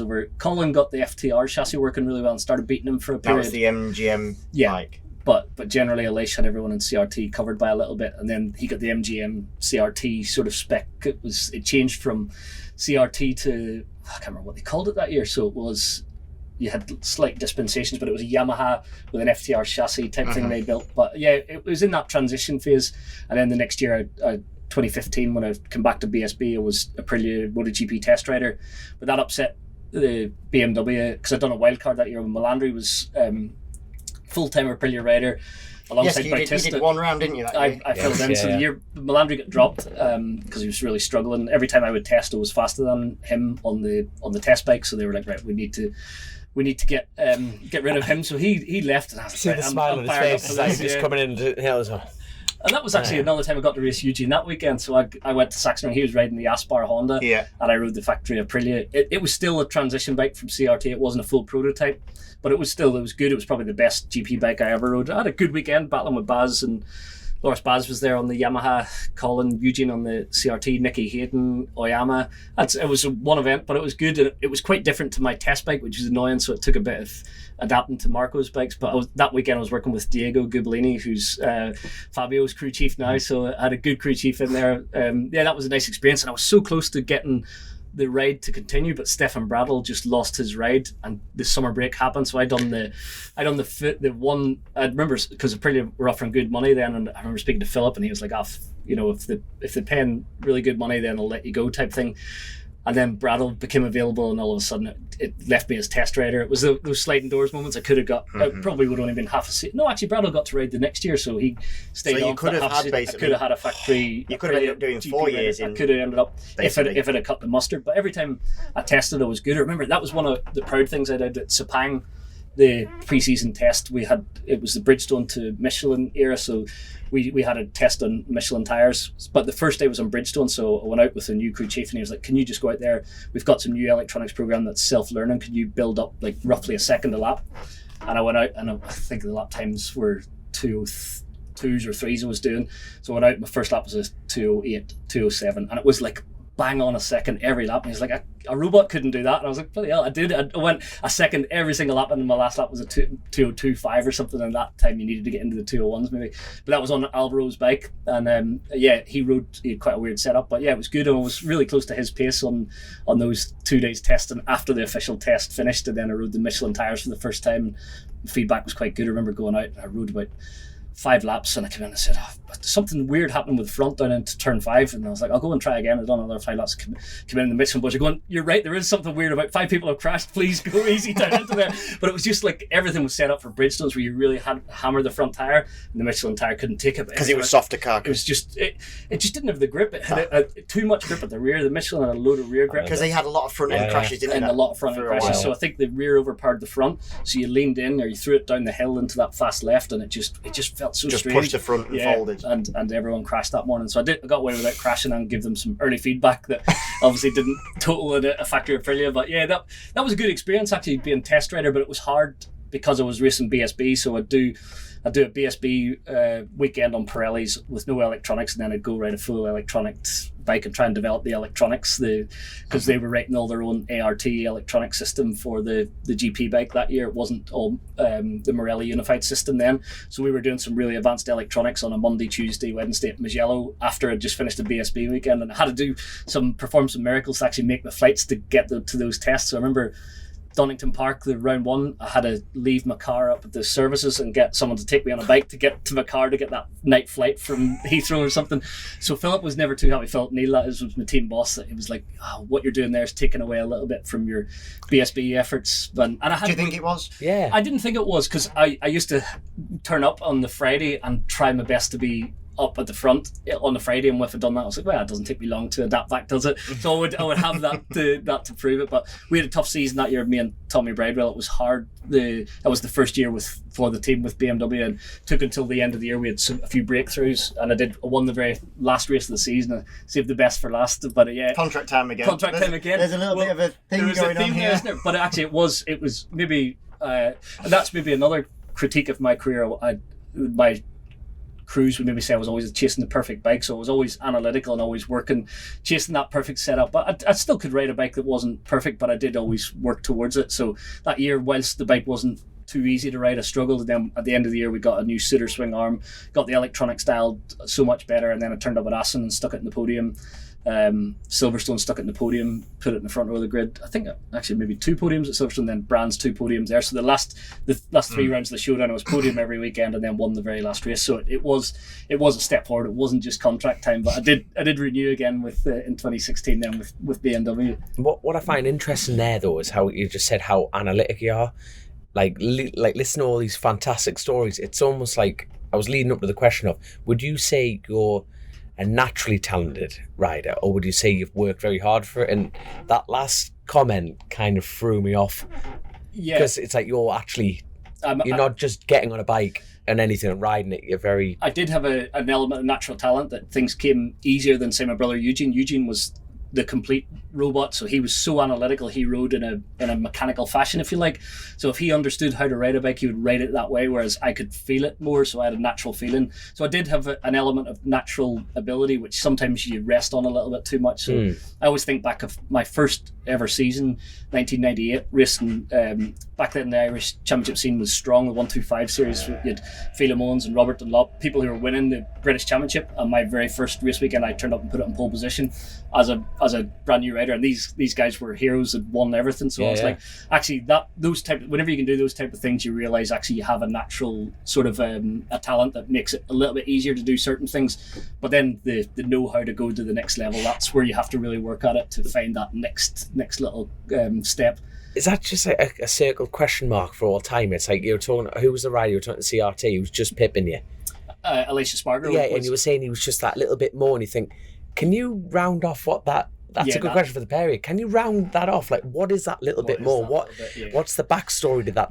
What is that? So it depends on the rider. Like I think a Marc Marquez or a Casey Stoner, they have that 1%, that natural raw speed that you'll never get if you don't have it. Yeah, if you don't have it, you'll never get it. I agree with that. I agree with that entirely. There's a few people. There's a very select few, I think, that you could never work your way to beating them. Yeah. Whereas Pecco Bagnaia has figured things out. Yeah. He's really, again, clever in how he works, but he's methodically created the perfect rider and how he rides that Ducati. But the likes of a Casey Stoner, when he came back and tested it in 2 days in Sepang, was as fast as anyone. So like Casey, I always think back to Casey riding at our track at Kinsham Raceway on a 200cc 2-stroke KTM. It was an enduro bike, and he was there for a couple of weeks, and he spent the days just out there playing on it, setting it up, and he had a real understanding of the mechanics of how something needed to work, and he could figure it out. And I remember going away and coming back, I was racing or something, or maybe I went back to Ireland, and I came back, and I've never seen anyone ride a 2-stroke like it on a supermoto, full drift, like right the way around the corner, and then straight into sliding it on a 2-stroke. It was just phenomenal with only 200 cc's of power, and he took the thing around there faster than I've seen anyone ride a supermoto bike. That was a bit special, and you see little glimpses of that. You go, there's definitely a very select few. Yeah, you could probably name 10 in my lifetime, I'd say, if that, where these people have something. Yeah, and it is funny actually, because these riders can get beaten by those that don't have that 1%. That's what I find very interesting about this paradox. Because basically we're just talking about saying we've just said that Pecco doesn't have it. Well, no, that's unfair, but yeah, he's different. But I think that last 0.5% is maybe in the middle, but there's things that Mark can do that Pecco if you put can't. Mark, there's things that Casey can do. There's things. Yeah. So are we talking referring to luck there? Do you know what I mean? Is it a case of they push and push and push on that extra 0.5, and then I think it's just there's that many other variables in racing. I think that's the thing, and I think you can. That's it's hard. That's that question mark's going to be forevermore in any sport and anywhere. It's class. Like, what I always thought of Jorge Lorenzo was never mediocre in his career. He was either fantastic or he was bad. So the way he rode it was so special, so in line, so smooth, so fast. But if things didn't work, like at Ducati and at Honda, he was terrible. He was pretty poor. So he was never that 7th, 8th place, middle of the road man who had off days. He either won the thing and went out front and cleared off, or he had a bike that didn't work for him and he was out the back. So he was a bit special, but couldn't be just middle of the road, couldn't be average. He was either sensational. I think about Lorenzo, and it's probably going to be a really unpopular opinion, but I think he's the least talented world champion that ever was. Because the way that I think of Lorenzo, he learnt to ride a bike. That's what I find the best way to ride a bike, and he rode it so.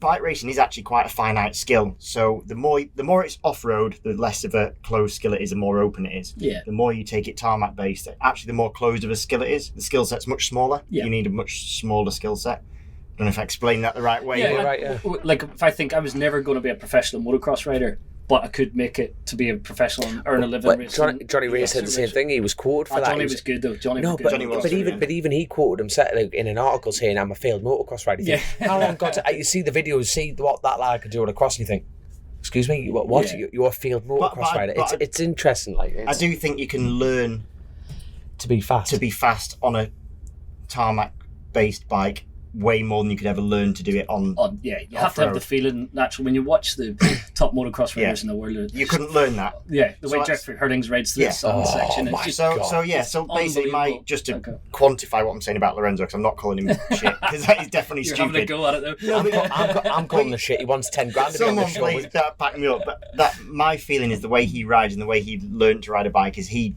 learned the perfect way to ride a motorbike and get it round a track. Yeah. And actually, if things weren't quite right, or if the thing got out of shape, or whatever it was, actually probably the only time he ever surprised me was maybe Austria on a Ducati, where he did ride it a bit loose. Yeah. But apart from that, I've never seen a race where he's done something where I've gone, that's special. Other than the fact that he did exactly the same thing lap on lap, which in itself is extremely special. But that's my thought process. What about the saying of natural talent can only take you so far? Yeah. Yeah, there is that. No, but it's interesting. But then obviously, if you've got that natural talent and back that, it's interesting because we're naturally going to lead into your, the British Academy and everything that you've been doing there, and it pulls in perfectly. So let's bring it in. Let's go straight at it. It's like if you've got a selection panel. Yeah.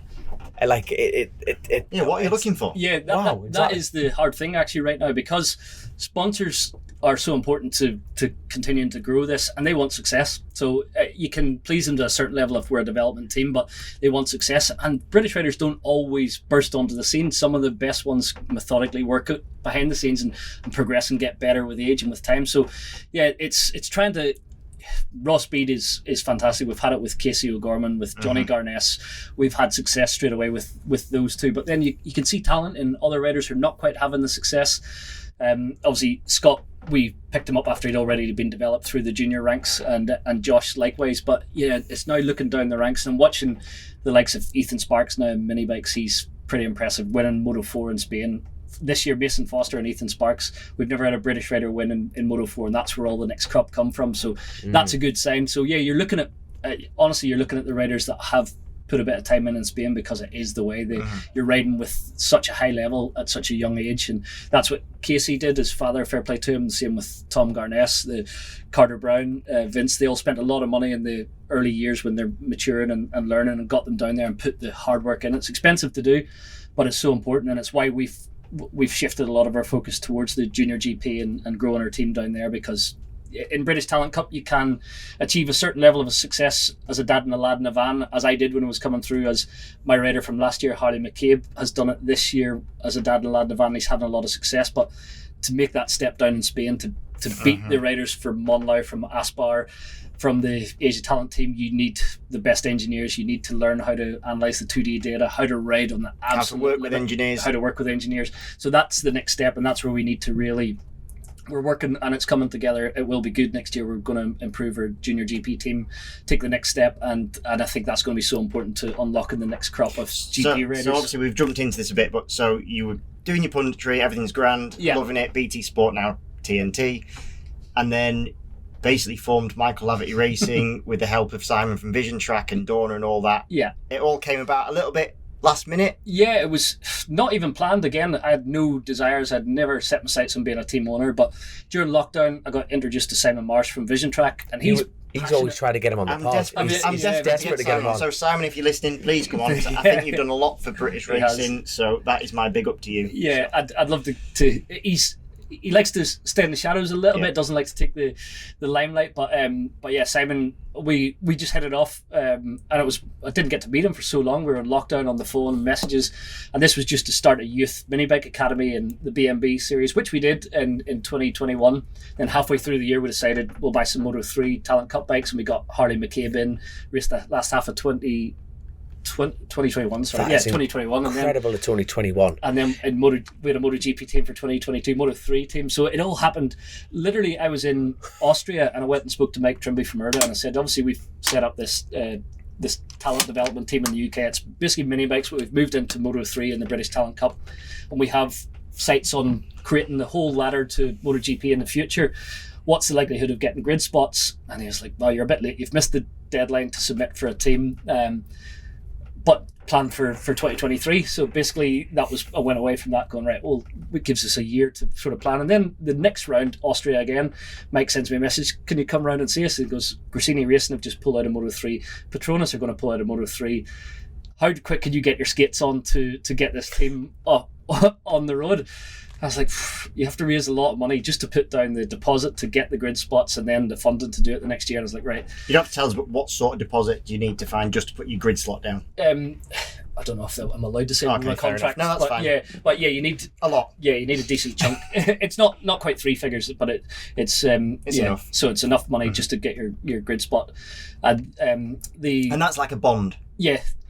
Which, to be fair, comes back to you the next year, but it's a bond just to you lose it if you don't turn up. You lose it if you don't turn up. So, basically got on the phone to Simon. I was like, right, we can do this for 2022. What do you think? And we were talking through the numbers and what it would cost, and I was just like, I went and met Stiggy quite a few times, and obviously he was running the Petronas team, he and Razlan Razali, and I was like trying to get a ballpark of what it costs to run it, and fair play to Stiggy and Carl Meakin, who we all know as Stan, who now works at RNF, so he was team coordinator, and they helped a lot with giving me a ballpark on all the numbers, what it would cost. So we sat down with Simon spoke to his board at VisonTrack, and we decided let's do it. So I had a 2-week window, or just a bit under, to put my bomb down to make the commitment, and I was like, we got it done. So that was just about the time whenever my son was due to be born. So it was getting your skates on, and then that was September time, and then you're in phase, aren't you? On track in January. It's just amazing. At the first test. So yeah, it was.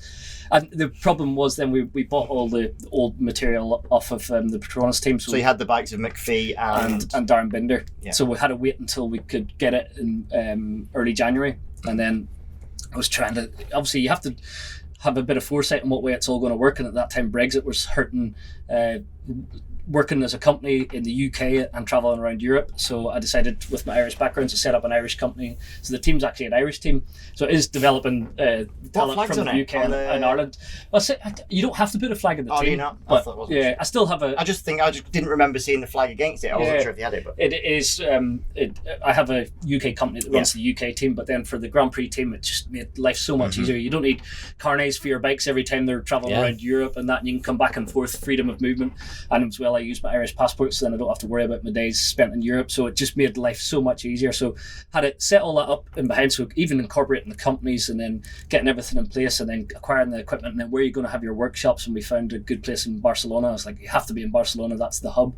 So setting up all that, then acquiring all the material, finding the staff was tough as well. And actually I assembled a good bunch. When you're starting from scratch and you just don't know where to look, so I was originally going to try and keep a lot of the Petronas staff on, and in the end I didn't keep any of them. So I brought some different people in. I brought Scott's crew chief from Aspar, I brought Paul Williamson, who was working Honda BSB crew chief, and he's a bit of a legend engine builder, so he became a parts manager and crew chief there.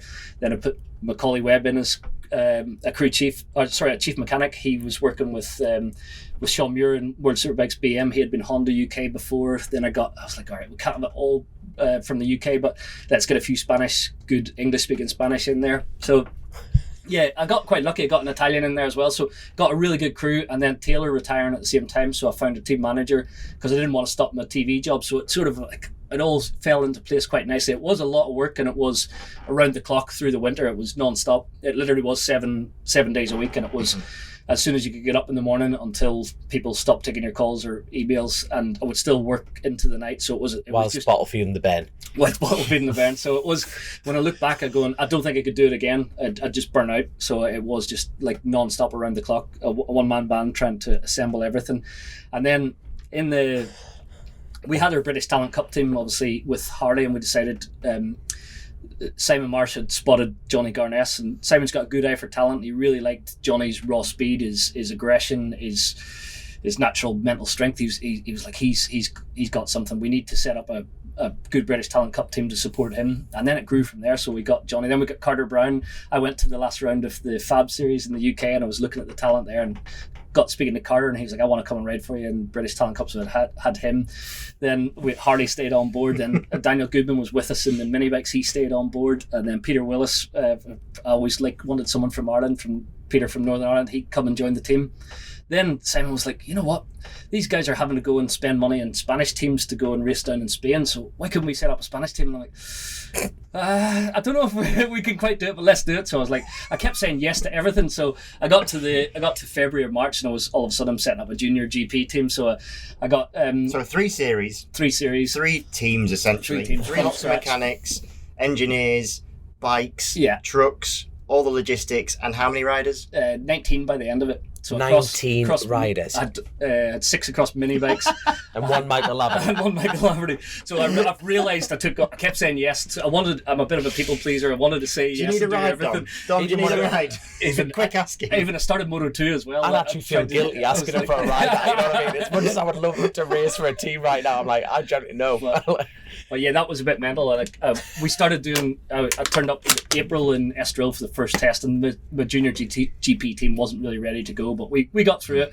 I had 3 Spirit Moto2s, and I had Carter Brown and Corey Tinker on those. And then the first weekend, the first round, they both annihilated the bikes, and we had no spares, and it was the worst. That was the worst experience I've had as a team owner. Going, I don't have the spares. Didn't even have enough to build the bike together. Fair play to the mechanics and Macaulay Webb. We were there at 3 a.m. in the morning, just getting the bike back together so we could get on the grid. I had to actually fly I forget his name now. He's in races in British Championship. He went to pick up some, because the subframe, it's all one carbon fibre unit. So we went to C-Tech, picked them up, got on a flight and brought them down, because we had smashed all our subframes seat units up just to be on the grid. So that was absolutely mental. That taught me a big lesson, that if you don't have the spares, don't try and do it. So I did give up on the Moto 2 thing about 4 or 5 rounds in. I did buy some R6s just so as I could stay running in that championship. But yeah, that was me more. I like to honour my commitment, so I did that out of my own pocket just to keep the riders running down there. I didn't have the budget for it, but I was like, I've said I'm going to do it, I'll do it. So yeah, by the end of the season, I'd spent my wife, hopefully she doesn't listen to this, but I'd spent way more of my own money than I'd planned to.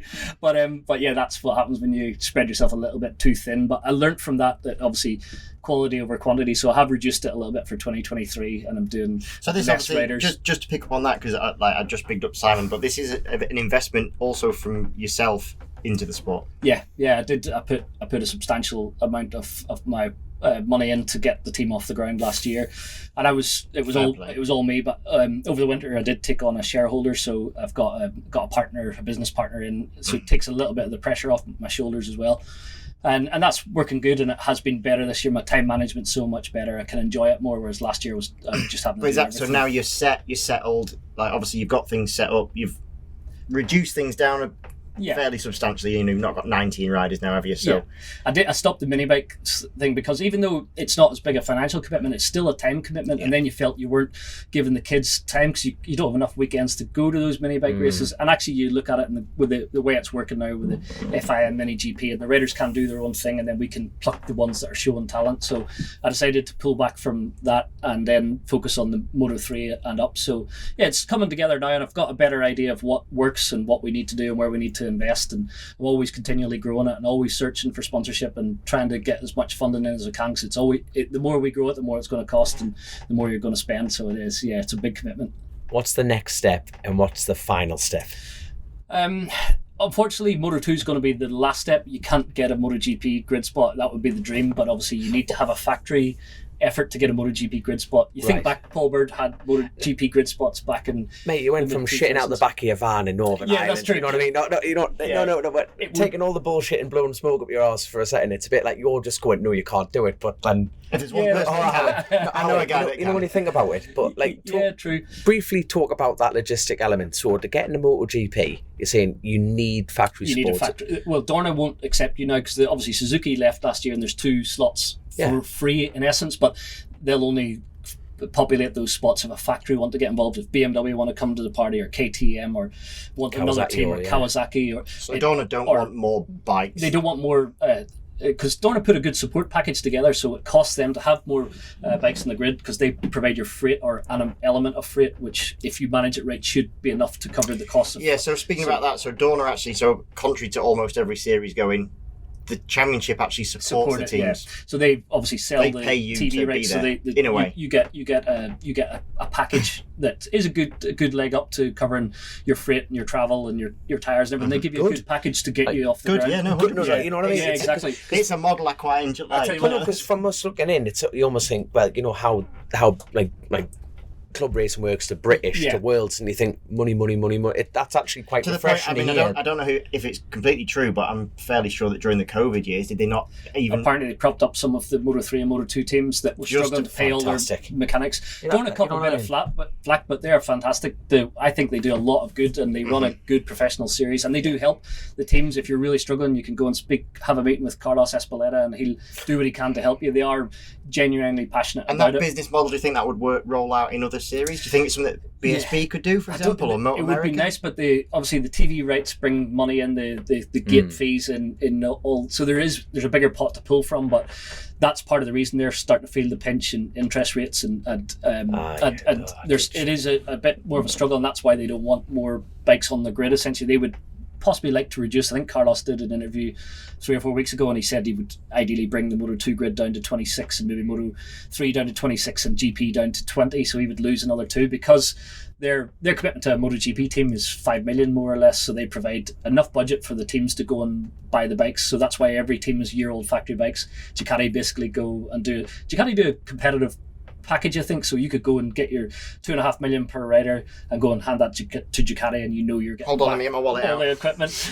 But isn't that such a good thing that then it's up to the team to go and generate the sponsorship, and that's for logistics and staff and wages and travel costs and everything. So basically they give the package to the GP teams, the likes of Gresini and LCR, that allow them to have good competitive material, and then it's up to the team to find the rest of it. And they do a lot of that through the whole package of hospitality and the weekend and what they sell to the sponsors. So it works. It's a good model overall, but whether that would be adaptable to BSB and Moto America, I don't know. I guess Stuart Higgs will have obviously explored that. He's in the know with works highly obviously rated in the FIM and everything he does there, but yeah, I just don't know if the money's there for a national championship to pull it off. Does it work like that in World Superbikes? Obviously, it's also a Dorna championship. I think it's slightly different. I don't know the numbers there, but they obviously probably are trying to make the same model work, but I don't think it is the same, to be honest. Right.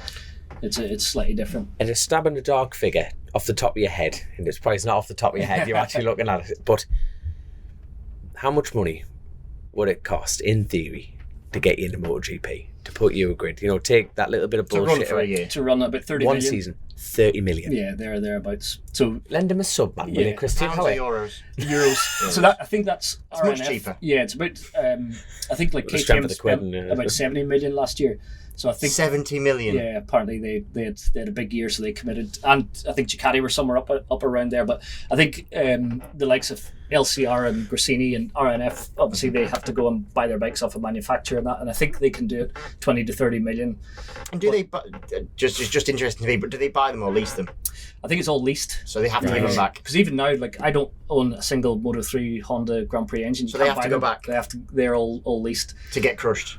I don't know what because obviously I've got all the rolling chassis, but I've got no engines for them because that's the way Honda works. So it's all, the engines are leased. You buy the chassis and the rolling parts. So basically, to buy a Moto3 Honda there's a price cap, so it's €87,500 for a rolling chassis off of Honda or KTM.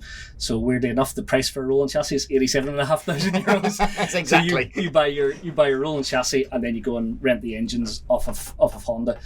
And yeah, that's so at the end of their life cycle, I'm going to have to figure out a way to get some engines for them whenever we're done with them at the end, because obviously I want a bike that runs to keep it in the museum. But yeah, it works. It's good. Obviously, Honda, I'm pushing them at the moment. They've actually replied to me today saying they've got some developments in the works, but they haven't told us what, because we need a bit of horsepower gain or for this year, torque. No, for 2024. Okay. So the engine freeze has ended now. So Honda have not done anything for 3 years.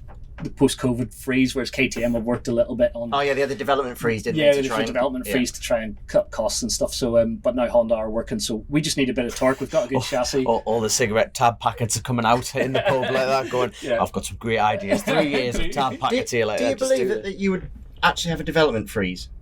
You know, like, do you think there's not a guy who's been in the dyno and that's gone, you'd think Honda something? You know, like, do you know what I mean?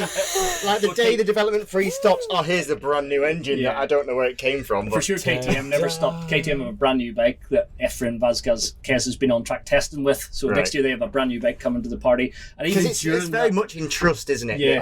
Leopard and KTM went to court last year because they said that KTM stopped Leopard using some stuff that they were developing on the side, and KTM had developed exhaust and air intakes. You are allowed to develop on the periphery, but you're not allowed to change the engine. So yeah, there was obviously the KTM you could see was it was gaining a little bit, and the Honda was staying stagnant. So it was a bit frustrating, and I feel for Scott and Josh, for my riders. We're working where we can. We've worked with Austin Racing, UK exhaust manufacturer, and tried to eke out a little bit, but you're only finding small marginal gains, and we do need a little bit of punch off the corner. So they're working hard on a bike that will never slipstream and pass a KTM. So unfortunately, you've got 4 Honda teams, you've 8 Hondas out there, and then you've got 22 KTMs that are all slightly faster. So for Scott putting it in the front row of the grid, that's an achievement for us. A heck of an achievement. He'd done it last year in Motegi. And can I just say, he actually got pole. He got pole last weekend. He did. He deserved it. And they took it away from him for the yellow flag infringement off the previous lap. Now, I had £5 on Scott at 40-1 for pole. No way. Yes way. Oh, got it. And I was screaming in my living room when his lap time came up, but then also screaming when his lap time didn't come up. Yeah. Because there was like 4 riders that got them deleted, but his was still the fastest of the 4. Yeah, he's at the fastest lap. So he was basically pole. So you had Ladbrokes going, now come on, Howard, there's some underlying issues here. But he started the lap, the yellow flag was behind him. He was Exactly, so it's a very weird... So it's weird that they still... And even if you look at the yellow flag was in the last sector. It was in the last sector, so Tayo Furusato high-sided out of the last corner. Was out in the gravel trap, but if you look in the overhead shot, there's a good 50 metres or so to the start line, which starts your lap, so he was well behind it.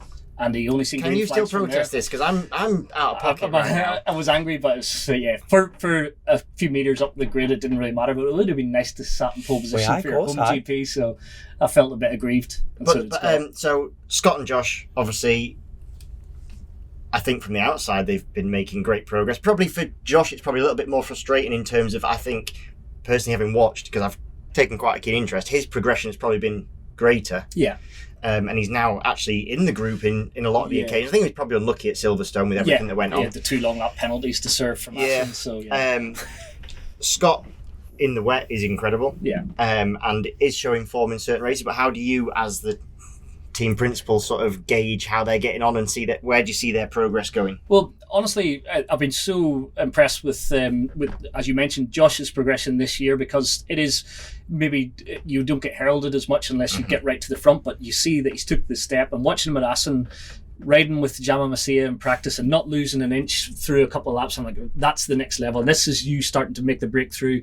The psychology of now believing that you deserve to be there, you're as fast as anyone in the world. I think he's made that step. Because that must be very hard. So for him, Josh, going into this series, who's maybe not as done as much as what Scott had already sort of done that sort of. Yeah. He'd raced those guys. Yeah. Well, the thing is, Josh came a year, maybe even 2 earlier than he would have done. It was because the age limit turned to 18 as the minimum age. So if he didn't come with us last year, he wouldn't have been able to ride in 2023. He had to wait another year. So he came early, and he was the youngest rider in there at 16 for all last year. So you have to say, Scott's that little bit more mature. He's a little bit older, and he, as you say, he'd won in junior GP, so he'd already sort of took that step. So it was a bit of a hiding to nothing for Josh coming in last year, but he's not. He wavered a little bit at the start. This is hard, this is tough, but actually those tough times I think have really strengthened him now. He's knuckling down. He's got down to 60 kilos, and he's working so hard to just shave those fractions of weight off. Help on Moto3 so much. So yeah, he's knuckling down, working hard. I'm proud of both riders. I think they've done well,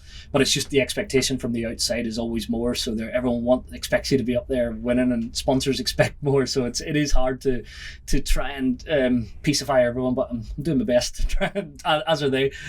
Do you agree with the age restrictions? No, because I know your mum doesn't, because she changes the birth certificates back at home. To be honest, yeah, I do, because I know someone for that. That's it. Mum, can you just fill this in for us? Say, I need this lad up here right now. Bring your Tipex. But they had to do something because of the young riders getting hurt and obviously a few fatalities. So it does not look good for a global sport whenever you get headlines of minors, people under 18 getting killed racing bikes. So I think the move to make 18 years old the minimum age for the Grand Prix was sensible, but it has hurt us because we had 2 young riders, and Casey O'Gorman's one who's really full and foul of it, and Johnny Garness. So now, for the first time ever from the UK, we had riders at 16 years old ready to go the next step. Never had it in ever. And all of a sudden, this age limit came along, and unfortunately, it's meant Casey had to stay a year longer in ETC. Then he was supposed to come with us in Junior World. I had a contract with him for next year, but unfortunately, I fell out with his dad a few weeks ago, and he's not riding for us anymore, which is a shame, because I had the plans for Casey ETC Junior World next year. If he won Junior World or Rookies, he'd have come to Grand Prix with us the year after when he was 17. But it's those 4 years of now. Financing is one thing, which is part of the reason I fell out with his dad, because he didn't really appreciate what I was putting into his son, or always threw it back in my face. But and it's a shame, because it's meant at the end of a relationship that I believe in. I love Casey; he's a great kid and a great talent, but it's meant those few years of down there, it's made it hard to keep that relationship rolling. So I hope Casey finds something else and keeps going, because I believe he's got all the attributes to go to Grand Prix, but unfortunately he didn't want to stick it out with us. So you sort of, Johnny Garness is your... Well, Johnny's out of action at the minute. No, obviously, so, for one, it was great to see him last weekend at the races. It was really nice to see him there. But yeah, unfortunately, Johnny got hurt badly at Estoril at the start of the year, head injury. Then there's how is he doing? He's recovering well, but obviously I've told him there's no rush. There's always a bike waiting for him. He's still young enough. He could miss next year and still be young enough to progress to GPs when he's 18. But so yeah, it's just no rush. much get fit, get healthy, and we'll be ready to support you. Because it is true, in the UK, we've never had the young riders coming through. You know, it's funny, we think of our up-and-coming talent, ignoring those ones that you just spoke about, but we think of a young up-and-comer being 23 years old. You know, it's like, whereas, you know, there's kids coming through we have a very different system, don't we, than Spain and Italy, and pretty much those two mainly, but a lot of the other ones. As do America and Australia, they mature a little bit later. So Spanish and Italian have just changed the game, and it is teenagers that are ready for factory contracts. You could sell them the dream. They just live, eat and breathe it, and then they go all the way. So we got some kids, like you say, there's Eddie O'Shea's next along. Casey would have been, so after Scott and Josh, it would have been Eddie, then Casey, then Johnny. Don't know how it's going to work out now with Casey. Obviously, he's getting a little bit bigger, and his dad wants him to ride Moto 2. So good luck to him. I hope he does find a Moto 2 spot and he can continue his progression. But yeah, it's a shame it's not with us, but that's the way it goes. With a rider starting earlier, like in Spain and Italy and everything like that, does that, in essence, by a pattern, mean they fizzle out earlier? You know, is that because obviously the age is starting earlier? Does a race have a shelf life? Yeah. Well, no, but is it say 15 years or 10 years, and it doesn't matter where you start and end? That's how we started my point. The conversation about the intensity and the drive and the desire. So you were talking about YouTube. You were talking about, like, now you turned up going, I'll have a bit of crack at this. But now you've got kids turning up there going, like, they know how to be interviewed. They know what the diets are. They know that they're not kids. And is it even any fun? Is it fun? That's the question. That's where I think, as I said earlier, that maybe I did enjoy it too much, and to be successful, perhaps you have to be so driven. Because you even started out saying now they know the plan. Yeah, they know what they turn up going, I want to be a pro. Yeah. Not I want to go race my motorbike. Yeah, 100%. As dads, without being sexist here, sons, and dads and mums also have a say in that. Yeah. Do they know the system? No, but that's what I mean. This is like the interesting element of it. It's like, you know, you all start everything in life for fun, but it's a bit like, that's such a hard question, because you need those 16-year-olds coming out of Spain, and you've got to wait 2 years to go, actually, son, you know, you've got to wait 2 years to become the polished act, to be the 18 for me, to take you further, to go into the MotoGP element. But now, you can't really afford, as a team owner, to take that. I know. I mean, if you can't have the crack rider. Yeah. You need... Yeah, but that's... Test tube baby mode. You're right in a way, but then they'll have a shorter shelf life because the enjoyment's not there. So I just almost mentioned Tommy Hill earlier, because he was one of those driven characters that it almost became too much to stay at that level. Or I thought that after being his teammate, and he stopped early. Casey Stoner stopped early. There's another one. So people who they have that shelf life if the fun goes out of it. So if you keep the fun in it, then I think that's a big part. So you have to, like, now I left Assen. We stayed for dinner. Left the paddock on a Saturday night. There was nearly 11 o'clock at night, and there was Bezecchi and Bagnaia sat having an aperitif or whatever the Italians drink together, laughing and joking outside the hospital, outside the VR46 hospitality. And I'm going, they are good mates, and they're still enjoying it. And that's where I think you have to keep the fun element. So you don't have to be a robot; you can enjoy it. So you would sort of say that the VR Academy is a good way of enjoy. Let's go race dirt bikes. They go and play together. They race together. They're fortunate in that Valentino's got so much money behind them and so much draw, so they can raise money, raise funding, and then what they're doing at the ranch, it's created such. You look at the crop. That's insane. It's insane. Valentino's took over from the Italian Federation and just blown it out of the water. So all the Italians are fast. There's too many fast Italians now to, like, we're considering Morbidelli getting dropped out of the championship potentially, and who was runner-up in the world in 2020. So it's crazy, but that is because they need some different passports in GP as well. So Frankie may get moved to World Superbike or something, and that might be the UK's gain if Jake Dixon does get a slot in there. So it's one of those. But you got to say that is, you think back at the fun element that they have at the ranch. It looks like you want. You've actually rode it, haven't you? Flat track. Did you go there? No, I never got to go. You never got to go. No, well, I've raced Valentino once and I beat him, and I think he took offence. Was that at ICMA? So. He didn't do the same move like on Rossi that he did. He said to me, make sure I get to win, and I went, yeah, fine, and then I forgot. Good lad. No, I never got invited. I would love to. Valentino, if you're listening, get him on the pod. Get in touch with Grace Rouse. They are 100% get in touch with Grace Rouse.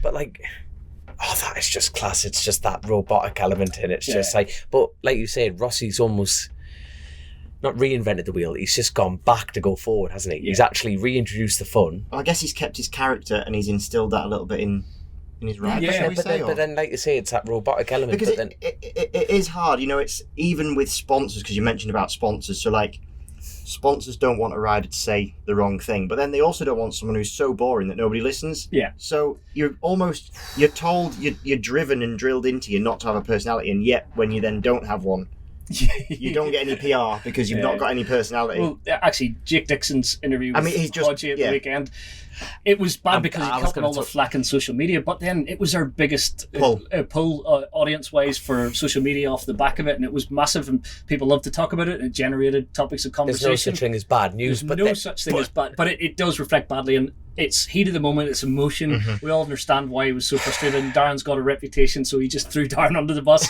But you could, where do you sit on it? I mean, I could kind of guess with Hodgie's side and your side, but you were more of the, it was Jake's wrong. 50, it was a, because it's a race straight down the middle, 60-40. Yeah, I think 60-40, yeah. I give Darren had the option to roll out of it, but he kept the throttle on and hit him. And when someone's, you done it to be an ass, and someone's on the outside of the lane angle, whenever that little contact, but it was similar to that move. It was almost identical. So I was outside leaning in, but mine was 60-40 my way. I knew what was going to happen. Fair enough. For me, take the move out of it. Yeah. It's reaction. Because of the pressure of your home GP, the potential to go to MotoGP next year, all eyes on him. You do not understand the pressure he is under in that moment that he's in right now is probably bigger than... Oh, it's bigger than anyone realises. So right now, if he'd have won again, the chance to go to MotoGP is there, or in his mind, that's what he needed to do to get the MotoGP That was almost his set point, his match point, wasn't it? Exactly. In terms of... He'd won an Assen, he's been consistent on the podium. Podium. All his name's in the mix for LCR Grassini. He's being touted. He's got the right passport. Dorna want a UK rider in there. TNT Sports are pushing hard for a UK rider in there. We need a UK rider, and Jake is fast. He's definitely capable, as he proved when he rode the Petronas bike. I'd love to see him get the Grassini Ducati. That would be absolutely awesome. But I don't think the getting taken down and everything's going to hurt him too bad. But it's just, in that moment, he'd have believed that his world just crumbled. MotoGP's gone, his championship fight's gone, and that's why he just let it all. I can understand letting it out, but behind closed doors, pretend it's interesting. No. Like, for the we're all sports fans. We're all sports fans, and it is it's a niche market, motorcycle race, and we all love it.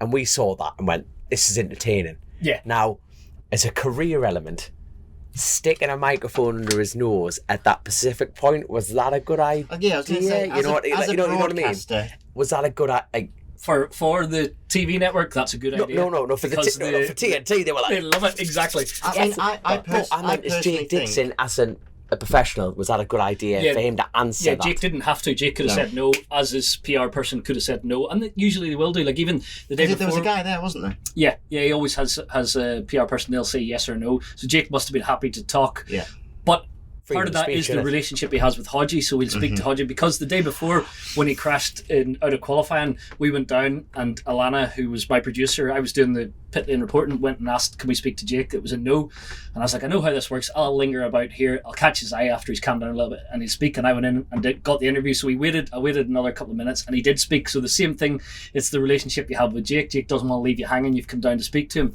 So it's maybe unfair that we use our personal relationships with Jake, but that's what we're there to do as a broadcaster, to get those headlines. I personally think, because I've read lots of the comments, and a lot of it was not anti-Hodgie, but a bit like, oh, shouldn't have done it then. But you are in the public domain, and I actually think if you're willing to talk, then there's no reason why. I don't think there's any time when you should be off limits, but that is only my personal opinion. I know, I totally agree. Because I'm sure Jake also wanted to get his opinion across, which is that's probably one of the reasons that he did it. I'm sure he was actually like, I want to do it. In fact, where is Hodgie? Because I'm going to tell him what I think. But that's the swings and roundabouts of it all. And the mad thing is, those little moments probably hopefully get him on a MotoGP bike. Actually, you've got some balls about you. He's got some balls. He's got personality. He's not scared to, and he does wear his heart on his sleeve. He's emotional and he shows it. So But then they can't get the hang of it. You just think the sponsor must go, I'm not going anywhere near you. So but then sponsors gaining traction off the back of it. And this is exactly what I was saying. So it's mental. What do sponsors want? Do they want someone who doesn't say anything, or do they want someone that gets thousands of comments because he's just lit the fuse? Next question: if he was in your camp, in your colours, bollocking or no bollocking? Thank you very much, Christian Iddon. Crack on. Yeah, I have no problem with that I whatsoever. hope your lads are watching this now again. They're all getting it. Honestly, I would never hold that against any rider to let a bit of emotion slip, and if a sponsor then pulled you up, he shouldn't have said that. Then you have to explain to them what that rider's just been through, that the world's on his shoulders, and you gotta let it slide. So yeah, I'm all for a bit of emotion, a bit of colour, a bit of character, bit of oomph. Yeah, a bit of heart. He showed he wanted it, and he was so pissed off that that he didn't get a home GP podium, and he had the speed to do it. So yeah, I have no problem whatsoever. Love it. Love it. Absolutely love it. With the team, so you did mention before, development team. Yeah. Is that how you always see Michael Laverty racing? No, we want success as well. So obviously, as a racer, you do want to propel everything. You want to start achieving success, and that'll help us garner more sponsorship. We will have to take it away from the British and Irish theme. We will have to take riders from different nationalities. And is that potentially what's going to happen? That may happen next year. In the near future. Yeah. Oh, very near future. Yeah, I think. Haven't signed any riders yet, but we're going to go. Has the team been getting contacted? Yeah, So already, which is good. Your team has been. Yeah, you're seeing the fact that you are now respected. Yeah, exactly. And I think Junior GP is hard as well. It's a tough championship. You're racing against top Grand Prix teams like Aspar and Monlau every weekend. And last year we won a couple of races down there as a first time rookie team. So Casey winning those last 2 rounds, Johnny Garnett setting fastest laps of the race. We showed that we built a good bike, had good teams, and then we've got people approaching us to ride down there as well, which is nice. So we're going to grow our junior GP team to more riders next year and step up into Moto 3 down there, not just the Talent Cup. We're going to keep going in Moto 3. We had toyed with the idea of trying to do Moto 2 next year, but I think I put the brakes on that for another year, and it's all about grid spots. So I thought really try and nail the Moto 3 side of things. I have been approached by French riders, Spanish riders. We had an Argentinian on our bike. I brought Marco Morelli in after Casey left us at the last round. You also had a Malaysian as well or something? Well, last year we had Sharifuddin Azman, so we did have a couple of wild cards with him. So yeah, to gain global sponsors, you do need to branch out a little bit. Open the market, and the UK market it's quite narrow. So I'm very lucky to have the support of Simon Marsh from VisonTrack, to have Bulk Tainer Group backing me. David Eltherington's very passionate getting behind it. So we've got some UK companies behind us, but we know that we're going to have to branch out. We have a Malaysian company in RCB that back us, and so you got to open your windows a little bit. Open the so different was that avenues. Why you had Azman? Yeah, it was part of it. So actually, Azman really pushed his ride for us last year. He also went well. Yeah, he's a good rider. He had won in Junior GP, and he wanted to come up in 2022.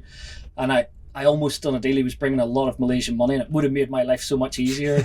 But I was like, no, we're going to sell the dream. We're going to do this as a British team with 2 British riders. So I did. I said no to that money and went with 2 British riders, and I'm happy that I did. But it would have made life a little bit easier. But now I'm starting to realise, especially because of the age limit change and the fact that things are going to have to wait a few years. I'm open to potentially having another nationality next year. It depends what happens with Scott and Josh. We could end up staying status quo, not changing anything with the new Honda engine coming. But yeah, it'll all be decided in August. So yeah, we're having conversations now, and same about Junior GP, and then trying to decide what to do in the UK. And yeah, you're always working, you're always investing. Today on the way down here we're building our new truck for next year. I was specking it out with my crew chief. So you're always spending money all the time. You're ordering all their new parts for next year, and thinking about staff, thinking about riders, managing budgets. So yeah, you can never sleep in this game, but I want to keep moving it forward. I'm going to take this opportunity from both me and Grace to say thank you for coming on this show. I think like you're the busiest man in this planet, even busier than Grace. God love you. I think amazing you came on this show, 100%. By the way, I'm not being rude. I'm literally going through the Patreon questions that we've got loads, and like what have we got? Because honestly, Michael's talked so good. Like I've listened in absolute like awe at most of this, and I know most of it, and yet I'm just it's class, isn't it? I've got to say, it's a pleasure to come on, because Chrissy had contacted me about a month before, and we hadn't set a date, and we were planning to do it, so it's nice to come full circle and get on here. So yeah, I wasn't planning to come down tonight, but I thought, you know what, this is a good window to do it. So good, man. Honestly, thank you so much. And obviously Grace is smiling at the corner there. God love her. She's thinking, because she's got this is going out Monday, so we're sitting here Thursday night. You're gonna listen to it all again. God love her. So she's gonna get bearing in mind this, she's gonna have this ready to go by Sunday, like early Sunday. So that woman's not going to get any sleep on the Keenan and Kel flipping. Keenan and Kel photo, 100%. But I tell you what, like we end up just going through like a list of like everything gets answered naturally, and it's good that you've just absolutely crawled through that, which has been fantastic. You know, so Mark, Craig, Andy, Paul, Jess, Tony, like Timu, that's your mate. Yeah. He's actually still here. Hey, hi, I'd be cursing you. I'm so glad I didn't put him off. Stick S, he's a good one. He's a very good one. If you had the chance to create a new class for any race series, what would you do and why? Ooh. Oh, I like that. Yeah. Stick S. That's a tough one, isn't it? Because obviously I love the prototype bikes and GPs, but also enjoyed the production-based superbikes and supersport. Yeah, difficult because we're in a bit of a transition phase, and obviously BSB we're going more down the what is called the shopping bike route, so like the super twin type bike. It'll work to get, because we need more cheaper base level classes, so I guess that side of it, bringing the cost down would be a key factor in the modern climate. So I think a cost effective class that produces good racing, but actually I don't like when it's too dumbed down, too slow. I like a little bit of horsepower in there too. So yeah, I don't have a perfect answer, but yeah, it is a tough one. It requires a bit of thought. That's a cracking one. I like this one. Jess asked about the tech analysis stuff, which I always love, because I've got to say you are very good in terms of usually explaining something extremely technical but in the layman's terms, so that's really good. But she's asked basically, do you notice something new and then get told by engineers not to mention it? Only the odd time. So Jess is a bloke. That's the second one you've obsessed. This is classic. That's what I say wrong. Jess Moore. You're saying, she's going to crash you. I can't see the picture. That is how it started. Why is there a bloke with a woman's name? I've doubled down. But yeah, you'll be loving that, you know. You'll be loving that. I've got to double down. I'm sorry. Indeed. To answer Jess's question, it is something where every now and again, actually, an engineer will give me something and then tell me not to mention it. So I'll just be chatting, and you do get a lot from just the relationships you have in the paddock. And I notice it a little bit. Some bloke in the background going, yeah, don't say that. But I got a little bit more when I was still a racer. Now I'm a journalist, so that does change it a little bit. Officially so now, change your title. Now, whenever you notice that difference when you speak to people, they still get a little bit of you get a bit of the off camera. That's where you find out all your things when you're off camera. A little bit of a chat off camera, a little bit of chat, and you find out the little intricacies of what's going on.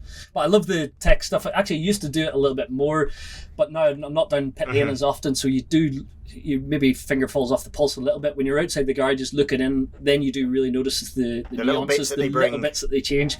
So I'm not as on the pulse with that, but I try and do my tech features ahead of the weekend. Then I'm in the commentary box more so during the sessions. And actually at Silverstone for the first time we've done live trackside little pieces. So yeah, hopefully I'll get back down pit lane again. But Sylvain started to do that last season. But yeah, we need to get it back in there. But actually as well, there was a period where there was new stuff coming every week, but it's actually slowed down a little bit, and because you're only allowed to do 2 aero body upgrades a year, and the rate of change isn't as big as it was there for a period, so you had that massive just development of mainly aero development, and then the lower because there was a point where it was just nuts, like every week there was something brand new. So yeah, it has slowed down. So it is Moore's Law at the one period where it was just multiplying every weekend, but now you can see everyone's turning into Ducati. That's the best way to get a motorbike around a racetrack with Michelin tires is using the aero like that, using the lower end device, getting your electronics getting the power to the ground with the electronics and punching it off. So they're all sort of following that gravy train. Apart from the Japanese, they need to follow suit. One of the last questions reading off this from Travis, and I'm going to word that slightly different. So, what is your best and worst venue in the MotoGP calendar as a commentator? As a commentator, I like that. It's a little Sachsenring's the worst as a commentator because the commentary box is right down in the valley, down at the bottom, so you have to climb up 50 stairs every time to go up and down the hill to the paddock. So it's tough just in terms of the logistics. Yeah, the physical. Now I'm not as fit as I was, so I struggle up those stairs, especially after several beers the night before. But I'm going to spill my gin and tonic down these stairs. But that one's tough, and it is because it's spread over 3 paddocks. So you've got a pit lane in the middle, and then the hospitalities where we sort of would film from, so you're always on the move, and we're also quite spread out, so that's difficult in terms of the logistics, but it's a great track. I enjoyed riding it. It's quite quirky. The best, difficult one. I love the Asian races. It's a bit of a holiday race in Indonesia or Thailand, and that's why I enjoy them for the wrong reasons, because sociable, the beers are good, we have a good time, and I love that element of the job, and that's why I think we all enjoy it so much. We have a proper crack. It's good fun, good banter. So I love those flyaway races. And it's so different as well, because there's no hospitality units and no race trucks. It's all in flight cases. Everyone's staying in hotels. It's one big circus that travels together. Class. So it's a lot more close when you're on the flyaways than it is when you've got all the big hospitality units, motorhomes. Everyone's got their pit box and trucks there, so they go from the truck. They mingle more. They mingle so much more in the flyaways. That's exactly the word. So it's more sociable. I like it. One of my final questions before the main Chrissy question from myself, and you know what? I've actually totally forgot it already. There it is. No, got it. I've got it. No, not Chrissy's question. My own question. I'm thinking about Chris. That my mind went to pop there. If you could put any track in the world on the MotoGP calendar that's not already on it, what would you go for? Sure. I've got my answer. Yeah, that is a hard one, isn't it? I honestly think some of the best in the world are already on there. The likes of Phillip Island is just sensational. Mugello. Bruno was there, but obviously it was a MotoGP track. So yeah, maybe quirky ones. Bring back Bruno by the sounds of it. Bring back Bruno was fun. I love Brands Hatch, actually. It's obviously Donington. Too dangerous. Yeah. Donington as well, yeah. The UK tracks, we've got some good ones, but in America, Road America was a bit special. Again, too dangerous, barriers are too close, but yeah, something quirky, something that would really upset Elisha Spargo. He would just absolutely go off the charts if you sent him to Open Park or Canwell Park, imagine. That guy is amazing, isn't he? Like, he is just like, it's as if he's scared of anything, and yet he goes and wins MotoGP races. Well, he's not. He's ballsy, but he sees himself as an advocate for safety, and if there's something, he's not scared to shout a little bit. I remember going to, actually back in 2013 and 14, going to the Rider Safety Commissions. It was just Elisha and Paul arguing with his hand up. I was like, I'm not really achieving much here. There's not much point in going to these, but yeah, it was just like, and a lot of it was done in Spanish, and I didn't quite have enough Spanish to really jump in there. Class. Got any more questions? No, this has been mega. I've really enjoyed it. It's been great. Because also there'll be a lot of people listening to this going, well, we need to catch up with Christian. So me and Grace have come up with a plan. So we've got another interview after this, and then we're going to do a catch up with the lads, and you'll have to tune in because we're just going to be talking about you, Gary. Has he actually got any dirty stories, Laverty? You know, right? I'm going to tell him all the stuff that he's not. You know the off-air stuff that we'll be recording. Going, you want to hear these stories, it's all been quite PC, hasn't it? Class. No, but we'll obviously catch up with Chrissy on that side. But for me, one of my final questions is got to be one of favourite Chrissy's questions is your final night out, who would you pick? Is it past, present or current riders? And you can only pick 3 riders. 3 riders for a night out on the sauce. Yeah, and that could be any. You know what I mean. They could all be from the present. They could all be from. It could be from any time. Well, obviously Barry Sheen would have to be part of it because he's bringing the party, isn't he? Jack Miller again. Oh, good one. Actually, I remember Jack Miller. My first time I met him, I'm going off on a tangent here. Go. My second GP, I think it was Texas, and Sunday night party. Azzy was the BBC reporter then. She goes, "Have you ever met Jack before? Come on in here." And there was a little area that was cordoned off for Red Bull had it, and it was all free drink stuff. Brought me in to meet Jack, and he was jumping up and down on this sofa, just going absolutely nuts. I'm like, all right. He's not changed. He was nuts then, and he's still nuts now, but he's just a bit more control. But yeah, Jack's a good lad for sure. I did love it because MotoGP put up all the things about what people have been doing in the summer break, and there's been like 3 children and 2 weddings and something else, and somebody else is sat with a dog.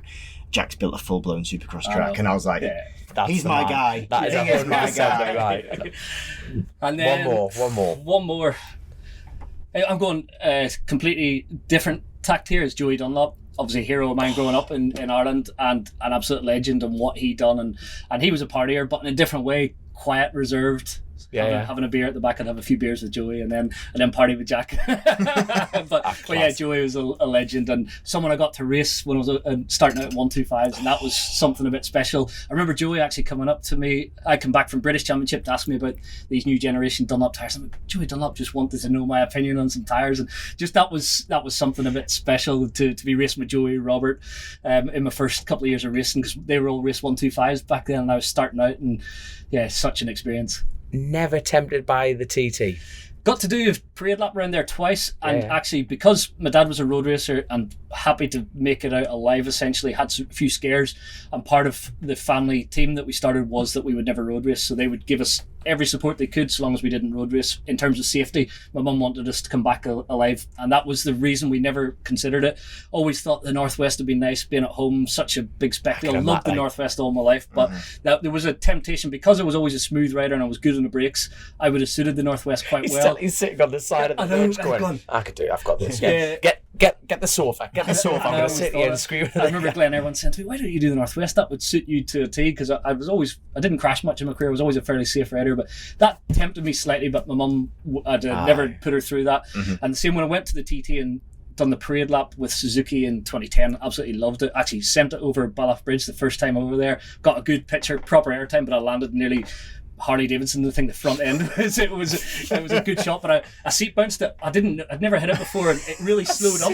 Full commitment on the first lap. Well, it was just like a and it just went, and then because it's a little kicker, then the thing just rotated and it landed in the front, landed pretty hard. You've been around the TD, I've been round, but not on a bike. That is. It was a good send. I've actually got you're gonna have to send that over. I like the picture, but that was cool to go out there and then realise actually it's a different ballgame. So this is my first lap of the TT there. You did. You sent that. I sent her pretty good. Your seat bumped that. I've got that at the top of my favourites. So that along with that was the crash that I was talking about. The whenever I bent round at Silverstone. Yeah, so these are definitely getting put up. So that was looks wrong. Yeah, where's the lid? The feet's going there. Oh my arms, my head's going that way. So that was lucky. If it had been an inch to the left, I'm waiting for the priest to perform the exorcist in the corner there. Crack on, my son. But you say about the TT, I loved riding around it at my sedate pace, pulling wheelies, enjoying 36 3/4 miles of closed roads, and I was like, that's awesome. But to ride at 10/10 the way you boys do, the way Hickey and Hutchie, and it's like, it's another world, and it's something that if you could tell me that I was coming back from it, I would do it. The adrenaline rush would be something else, but it's the safety element that, you can't afford one mistake. I remember watching the Connor Cummins crash off the side of that cliff, and things that outside your control. I think Eugene, my brother, was named after Eugene MacDonald, who died the day he was born. He grew up beside us, and I think that was an early memory that obviously losing someone and just the danger element of it, and so lost so many friends over the years through it. So it was always that element that kept me away from it, but love the spectacle, love the atmosphere. My wife loves it. They used to go as a family trip, and every year she's like, can we go to the TT, can we go to the TT? And it's why are you bringing your others? Yeah. But I do love it, but I was never I'll truly jump off the bike, son. I've warmed her up, young, and off you go. Class. But yeah, greatest respect for all the road racers that, especially growing up in Ireland. And we just listed off your heroes there, Robert and Joey and everything, and I'm that natural, and your dad, for God's sake, raced it. It's that. I had to ask the question. It was one of those things, but out of respect for my parents and the effort that they put into getting us into racing, and I never went against their desires. So it wasn't to be as a road racer, but something not one of those things that I regret not doing, because I got to ride around them. I got to almost do a parade lap at the Northwest, but it rained that year and there was an oil slick, and when was it? Can't remember what happened. Me, Johnny, and Ray and Eugene were supposed to do it, and it didn't happen. It was the oil slick here, so I never got to ride around there. But getting a parade lap around Dundrod, I got to do some parade laps around there, just pulling wheelies. That was cool. And the TT. So getting to experience those type of things was awesome. But not something that I really had the desire to do because of the risk element. No, fair enough, man. Fair enough. And I tell you, I think it's. Yet again, thank you so much. I'm literally looking at the time there going, Grace is going to edit all this. Bennett. It was good thing Grace is in that corner. Got a day with Peter Hickman. Is that right? Mate, you've literally just shouted the note. Would you like to read? I love it, mate. There you are. That's the note straight away. Bennett's have got a day with Peter Hickman. Yeah. I love it. There you are. I'll do the official. There you are. So it's Bike Social have teamed up with Peter Hickman for a special. Yours is much better. For a special bike night, a PHR performance on Wednesday, the 23rd of August. Anyone is welcome. Anyone. I like it. But Bike Social members and Bennett's customers get a free burger or hot dog on the night. They are. So the rumours are flying. If I get a policy before the 23rd, I get a free burger. You get a free hot dog, young, and I better go buy a bike and then get a policy. I like it. News story on the Bike Social website for all the details. That is absolutely outstanding. And while we've got the momentum of doing shop. Thank you so much, Colchester Kawasaki. We've got the new signs put up. So it was they're still owned by the Global Motor Company, but this show is powered by Colchester Kawasaki. Thank you so much to Alan Garner. We've got a guest actually already booked. Normally we're not really that organised. It's totally off the cuff, but we've got another guest lined up from that side of things. But yet again, thank you so much for coming on the show. It's been brilliant. Christian, thank you so much. And for all the Christian fans out there, we will catch up with him at a point. Honestly, I've just sat here. I've loved this. It's been mega. Like, just catching up with Michael and listening to the story has been... I've loved it. Classic. Thanks, Michael. For all your listeners, I don't know what you want to do, but I'll throw in a couple of paddock passes for the last Valencia GP and hospitality for the weekend. So come up with some sort of quiz or right. We're going to edit that out and just hand the passes over. Just hand the passes over. That is great. So you didn't just say that. Look at the smile on Grace's face. There they are. Just.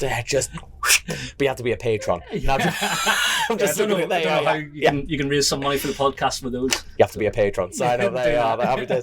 But no, yet again, thank you so much. It's been great. I think we like the final round of applause. We started a round of applause, so it's good. But absolutely class. Thank you very much. I hope everyone's enjoyed it and take care. See you later, guys. Cheers. Pleasure. Chasin the Racin. Powered by Colchester Kawasaki, part of the Global Moto Group. We supply new Aprilia, Moto Guzzi, Vespa, Royal Enfield, Kawasaki, Sim, Mutt and Benelli motorcycles.